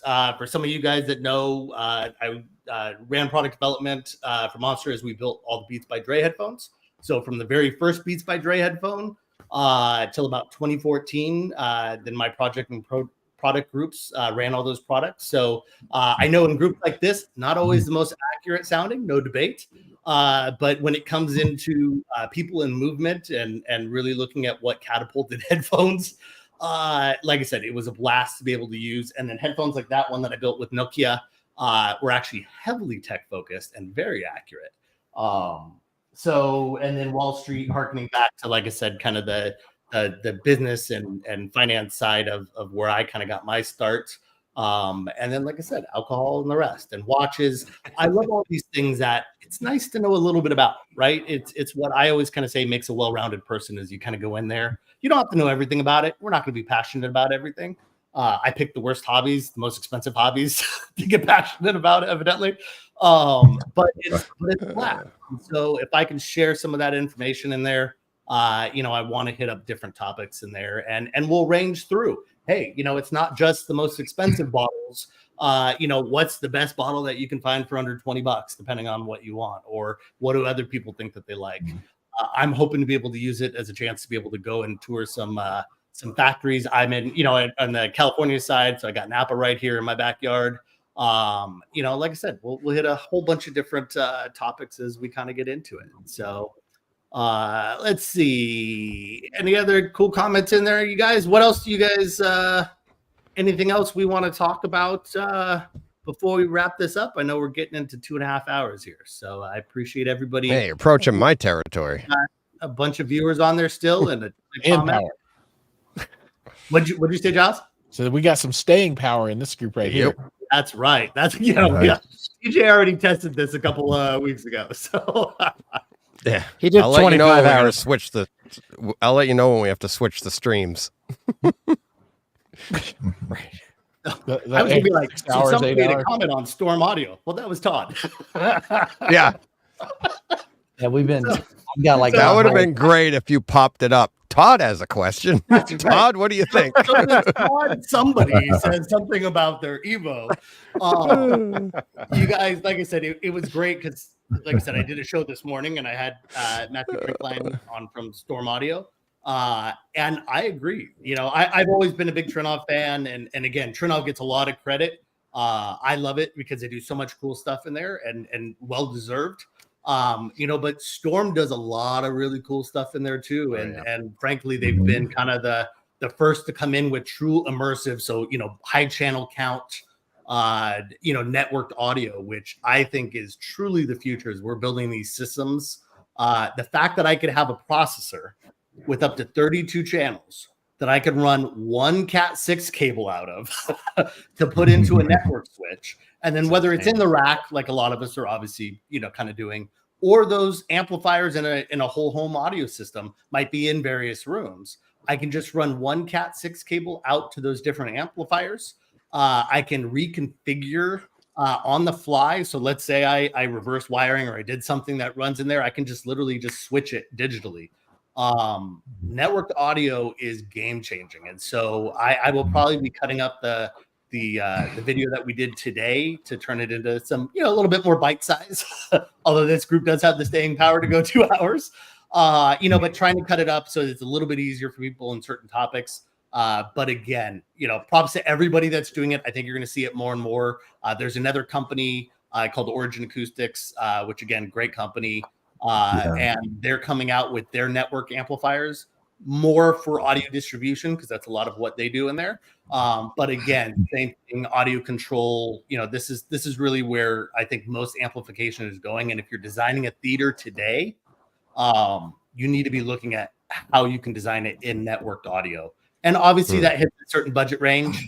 But if you're not doing it today, then you need to be thinking about it. But just the time and the speed for the integrator to be able to do network calibrations. I mean, the fun part is like Anthony Gramani can dial into your system remotely and recalibrate your system for what you want from anywhere in the world. Like that's kind of nuts.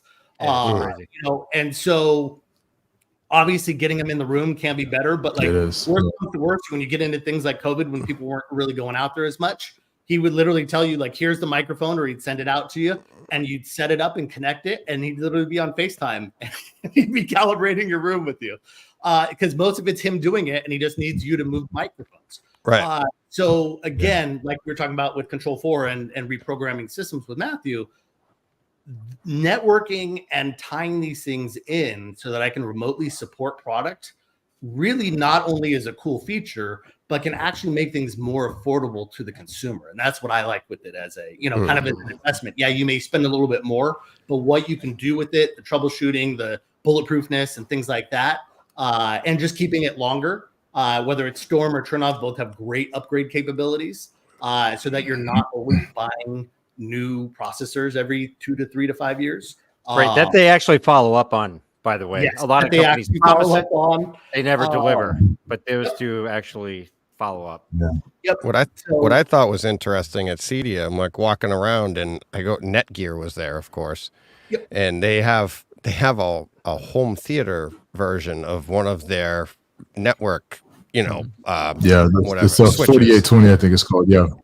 And I asked the guy, he sees me standing there and I'm looking at it. In my head, I'm going, they're just throwing, it's got to be just one of their other one. They're just calling it a home theater or something. Because I'm like, what? And I asked him, I'm like, what's the difference between this and like another switcher that you have, like a high-end switch that you have? And they're like, well, and he was kind of like looking for something, and I'm like, because it's network, isn't it, Matt? I'm like, am I wrong? I'm like, do you need a So that way it specific comes home theater pre-configured. version?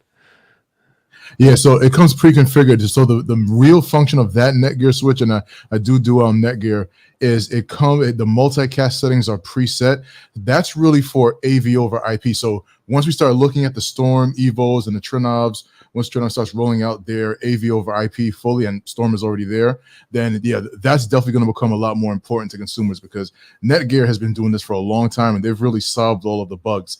Some of the other switches, I've done AV over IP with some other brands, and it's really challenging because not all multicast settings are the same, and it definitely becomes a huge headache. But Netgear has really, like, I would say they're the best switches for AV over IP right now.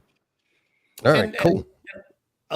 I was gonna say a lot of it too comes in. You'll see people that have had issues in the past. A lot of that comes in on the video side. We were talking about that a little bit this morning. But when you get into video, you get into additional issues like EDID and copyright issues on your HDMI cable. That's why you have handshake issues and things like that you don't really have on the audio side. So if you're just running audio in that networked audio system, sometimes it's a little simpler in getting those things to work. Whereas I've had HD-based HD-based T systems that I've checked, and it's like, hey, this balun works, but only sometimes, or this or that happens. So, this again is where it's important to not only get opinions on it, but if you are working with an integrator, if it's not DIY, make sure that your integrator knows what they're talking about on it, because these are future proofing, right? This is like the Smurf tube that we were talking about before. If I'm buying a network switch now, how bad does it suck if I got to buy another network switch a year or two from now because I didn't think about any of these things, and the difference was 50 or 100 bucks, right? And so I think those are the important pieces as we look at this, and really being able to figure out which switches work best with which products. And at the end of the day, you don't need your switch to work with 100 different products. You need it to work with the few key brands that you're using in your system now and hopefully into the future, right? So, Michael, I appreciate you tossing that up there for me. You are far better at this than I am. I'm used to talking through it, not posting. I do always reply to comments and chat with people, but that's the one piece. I'm used to doing videos that I can edit afterwards after the live view and put in all those things. So I appreciate it. But yeah, if you hop on there, youtube.com @Facnatics, you'll definitely want to take a look at it. As Aaron on there, I appreciate that as well. Watches Whiskey and Cars. That's the way. I feel that way. Throw in some home theater and some movies, and we are all the way some gains. That's right, and some gains. That's right. Matthew. That's my 2024. We'll have to chat about that as well. We'll swap some some tips in there, because I definitely got to get back into getting a little healthier. It feels like I'm always running around doing work stuff, but you are too, and I watch you. I don't know about the 4:30 in the morning stuff to do it, but I watch Matthew put up his post, and he's like, big gains, 4 a.m., 4:30. I'm like, Matthew, were you saying gains or gains? Yep, gains. But it's GAINZ, gains for the lifting. Gains. Because I heard games, because I just got 4K 120 going on in my theater room last night. Okay. One little setting, man. That's right. That's right. You need that extra gain. We always need to adjust those gains. So look at that, Chris Wilson. Now we're talking. I love it, Chris. I want to be able to have stuff for everybody. Eddie's on there. Look at that. Drinking some Blanton's right now. So I was on DJ's podcast, and I think I was telling Todd this later. So, earlier in the week we were chatting. So it was funny because I went on late, right? I mean, it was earlier my time than for you, frankly, DJ. Yeah. But it was like 11 o'clock, right? And then the time change was right around in there. Yep. So I was hanging on till the end, and I had told my wife I was going to do like an hour. I figured I'd do an hour or two, right? No big deal. And so I bring in, and again, I've been working probably 80 hours a week plus, and I was working on getting this house ready to rent in San Mateo, and so I'm hopping on there, and I got my little bottle with me because I'm like, it's end of the night, I'm gonna relax a little bit, 2 hours, get a little bit of sleep, be up in 4 hours again. And you don't notice when you're sitting there and you're just sitting, and it's like all of a sudden it was like 4 hours. And it was like 4, 5, 6 pours in there. And so it was definitely a good time in there. But like I said, it's all in good fun. Everybody's having a good time. Hopefully I didn't say anything I wasn't supposed to say. No, we just got your we got your to-do list. That's right, we did.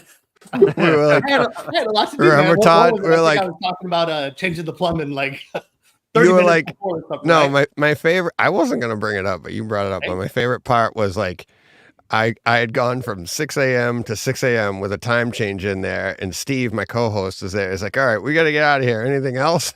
And Brett goes, I gotta paint some walls. I gotta do this. He starts going through the to-do list that he has to do in his house before the new tenants come in. I was like, we are all dying laughing, and he's just still going. He's just like telling us everything he has to do. It's all there on YouTube. You can go see it. That's right. It was so funny, and I was like, that's the wrap up I was dreaming of, buddy. There you go. Glad I can help you out with that, DJ. Yeah, it's the same tonight, you guys. It's late for everybody. But when I wrap up here, I got to pack and I got to drive back down to San Mateo so that I can finish that list that I didn't finish because I was up with you till 2, 3 in the morning. I got to finish painting those walls and I got to finish programming those systems. Yeah. Yep. And get that Ring security system up and and get all that done. So yeah, I'm driving out there tonight. So I'll get there probably around 11 o'clock midnight. And then work all tomorrow on finishing it up, and then I actually give the guys the keys on Saturday. So then I get to hopefully focus on this house and my channels and my videos and all those kinds of things. So cool. Yeah. So let's see here. We slowing down in here at all? Looks like everybody's still going strong. What do we got? So 6A. There you go. MW. We got to pull this one up. I agree with this. Yep. Yeah. That very white sound. Hell yeah. Oh yeah. HDMI. I've never liked HDMI so much. That's I right. know. Man, I no longer have handpick issues anymore. That's hilarious. Oh, I love that. I love that. Man. So Aaron Thomas saying Don would love this discussion, or this discussion that you've been. Is he talking about Don Henderson? No, Don Dunn. Oh, Don Dunn. Oh, He's on Audioholics channel a lot. Yep. He's a wild card. I've done Don's show, and I got to see him at CEDIA as well. He swung by the booth, and so always a good time. I will have to have him on there. He's out in Florida, and his company is a great company. Again, good people as well, and always fun out there. So, let's see here. Subwoofer shootout at M-Wave. Mm-hmm. Yep. So it looks like we're good there. Okay, you guys. So we got a lot in here. I want to be appreciative of everybody's time. I'll talk forever. I know most of us kind of will as we're having fun with it. Just to kind of recap it. So again, we are kind of kicking off my new channel, Facnatics. So if you go to YouTube, it's at Facnatics. So FAQNATICS or just channel, I guess. It's not .com, although I do have a .com that'll come out eventually. If you want to reach out to me directly, it's Brett, BRETT, at Facnatics.com. And so, you guys, I appreciate everybody out there. We'll be talking about a lot of stuff.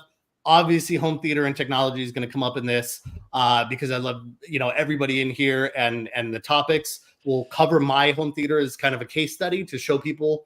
But I want to go past that. And so the idea is, I've worked on a lot of products in a lot of categories.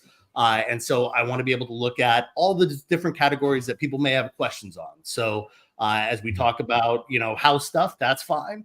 As we want to talk about whole home audio, lighting control, shades, outdoor lighting, indoor lighting, even as it comes into finance and questions like that, I want to be able to make it a channel where it's more about the topic than the brands, and teaching people about what they need to know about that topic so that they can make informed decisions. And if we can recommend a few brands that kind of fit into that area and are good, reputable brands, I will probably be doing that.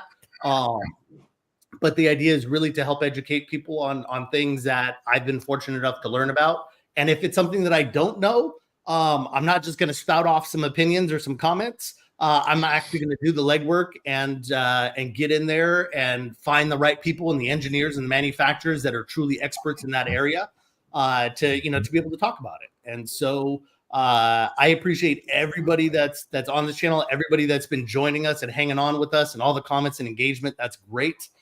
Everybody that's on this channel, so DJ, Michael, Matthew, Giles, and Todd, as well as Tim, who was on earlier and literally delayed one of his dinners at a trade show that he's at so that he could hop on for an hour. I appreciate everybody jumping on. This has been great. Any final thoughts from anybody? Any last comments or discussion points that we need to hit before we call it an evening? Someone's asking about getting gear out to Zimbabwe. Matthew, we'll let you take care of that. I have no idea. I have no. Yeah. Get a U.S. shipper that can forward. Yeah. We have to check. Yeah. Some will, some won't. We have to double check. I do know. Yeah. So there's a lot of legalities about what they call transshipping. So going outside of areas and things like that. If we get into it, Margaret. So if you shoot me an email at brett@factnatics.com, I will reach out. There's actually an integrator that I know in South Africa. Again, I don't know how all the areas reach, but at least I'm looking closer than where we are from here. But Morgan, I believe it's Morgan Irwin, is a great integrator out there. He's in South Africa, I believe, and I'm more than happy to get people introduced. He does a lot of theater stuff. So yeah, if I can help out with any of those, like I said, I'm always happy to. I've got contacts in the UK and across Europe and pretty much wherever anybody needs. So we've got our, I've got Wayne, which Michael knows because he did a video with him out in the Philippines. And so again, I got a good chance to talk with him live while we were at CEDIA, and then some follow-up conversations. So I'm happy to help people wherever I can. Like I said, I'm not an integrator. Really, at this point, technically, I have my license, as I like to do a few things and help a few people, but that's not really my thing that I do. I work on education and training. And so I help manufacturers and I help consumers with their education and engagement. And this is something I've wanted to do. It's always been on the other side. And now I get a chance to be able to do it more directly and cover a wide variety of topics. So, again, if everybody listening, whatever channel you're on, get this one. Go to Factnatics. This is what Brett does best. It's like there's two things he loves to do: talk and help people. And that's why we get along so well. It's like when I first met him, he was just like, we just hit it off. We just kept talking. And first thing he said to me, anything you need, you got any questions, I'll help you out. And he does that. And now he wants to do it for everybody on all these different things. And if you don't think he has the bandwidth to do it, test him, because he will. He's good. He's goes to the forums. He's trying to help people by jumping to all these forums. And now he's trying to centrally locate it so he can help the most people. And it's like, and he, like he said, he's not going to do it all by himself. He's going to reach out to the people that he knows, just in what he just said there. I know these people in this country, whatever. It's awesome. So thanks, Brett. Thank you, DJ. I appreciate that. That's what you told me to say. That's right. You're, how do I say that? I'm assuming that's where I send the Patreon or right. No. Brett, you're awesome. You're awesome. So I just wanted to say that. Well, all right. I appreciate it. We're going to do a lot of cool content in here, you guys. You guys are always welcome anytime on my channels. And MW, Brett, do you have sponsors? I do not. are you offering? That's No, I don't know. That's everyone exactly how I work. They're like, Brought to you "What?" by Brought to you MW. by BMW? No, just MW. Here we go. Comes the Can we memo. throw a little B on the front of that? We're all good to go, right? Yeah. So no, that's not really how I work. Obviously, I do, and I'm always upfront about stuff as I've gone on to other people's shows. But everybody on here knows, like, I would go on for Kaleidoscape. We talk about 10, 15 minutes on Kaleidoscape, answer questions, but then we were talking about theaters and lighting and everything else. So I do from my business side. I work with some manufacturers and some integrators to help them with their training, with their engagement. So if you're a manufacturer, they may need to train their sales reps or their dealers, make online training content. That's kind of what I do. Or help integrators with some of their content, like if they need to write a case study. But like I said, that's not what this channel is. This is really just designed to be educational. And in general, like I said, there might be something in there. If there's ever a sponsorship, I'll be sure to call it out because I don't think that that's always bad. These sites have to run. That's a reality. But I'm fortunate, like a lot of these guys, where I have another job. Mine is just self-employed at this point. But like I said, this is just fun stuff that I love to do. And so not really asked. Let's see. JTR versus Ascendo. Okay. I hear you, MW. Again, sometimes I think it comes into too. It depends on the room. It depends on a lot of other stuff. So I may have missed in the threads. We'll talk about subwoofers. We'll talk about a lot of stuff. But really what you should be doing first before you're picking a brand is figuring out what you need in the room. And room size and dimension is what really dictates how much sub you need, how low you need to go in the room. What are you listening to? What are you doing? And so, again, opinions on JTR versus Ascendo. I have thoughts on it. I'm happy to discuss them when we're not 2.5, 3 hours into it. I won't make everybody sit on there. I'll definitely do a subwoofer, probably multiple subwoofer discussions on here. But like I said, I don't think it's always a refuse to answer. I think a lot of times on channels, it's again, I'm reviewing this product. Obviously, the idea isn't to be talking about other products. And so I think it's just trying to figure out what's in there. And as Jared said, both are great. And I think that's exactly right. And I think it's just depends on budget, room, all these different things that go into it, rather than just saying one is better than the other. Again, it's things like a 50-inch Ascendo look amazing. And again, it's not a dig on it. It's like, is that what everybody needs? No, bigger is not always better. Room design, we were talking about this probably an hour ago. Room design, speaker count, where you're putting subwoofers in a room is all going to affect the sound and the quality of that room much more so than one sub brand over the other, because it's like speakers. And again, I won't jump too deep into this, but everybody has an opinion and that's fine. But when people are like, I like the characteristic of this speaker versus that speaker, the reality is, and this is something that John Bowers used to say as the first speakers were coming out. See how I name drop that kind of stuff before my time, but still, your speaker's job is not to color the sound. Right. The idea is that the speaker should create the least amount of change as possible to that sound, the way that it was intended by, whether we're talking music or movies or whatever. So I always kind of laugh when I'm like, well, this one, now that doesn't mean that one can't be a little more high pitched or this or that, or that different tweeter materials do change the characteristics.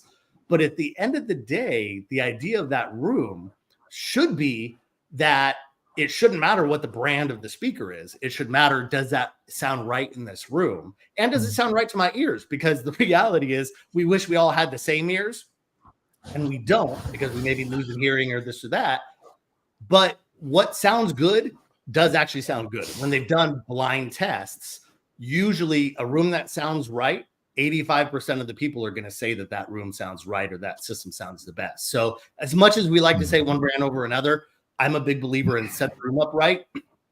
That's going to dictate the quality, and then buy the products that fit. And sometimes they're all going to make a good product. Pick a brand that you think is supporting you. Pick a brand that when you go into the forums, we were talking about this before, they're going to help support and answer. That's what I want. What I don't want is a brand that I buy a product on, and then that brand couldn't care less about me into the future, right? Or only wants to sell me something new later on. You know, I want brands that are going to be out there and really kind of support, you know, me as a consumer through my journey, and hopefully as I'm upgrading or doing different things, might be able to help me out with that kind of stuff. So that would be my 2 cents on that, but we will definitely talk about that in upcoming content. So again, be sure to subscribe. And again, we'll have all that kind of information out there. And again, everybody, I appreciate everybody's time. I think we're going to wrap it up here. So thank you to everybody for joining on this side of it. Thank you for everybody that's watching. And definitely subscribe, hit the button, and I will be loading up in the next 2 weeks a fair amount of content, because I got a lot of stuff between the rental property and those projects that I was working on. I got some videos coming from there. I've got videos coming in from the new place. And as we get into wrapping up this year and next year, we're going to have a ton of great content on a ton of great topics. Nice. Sweet. Take I'm care, excited. everybody. Yeah. Thanks, Brett. Sweet. Later, guys. Take it Thanks, easy, everybody. Brett. Have a great night. All right. All right, you too.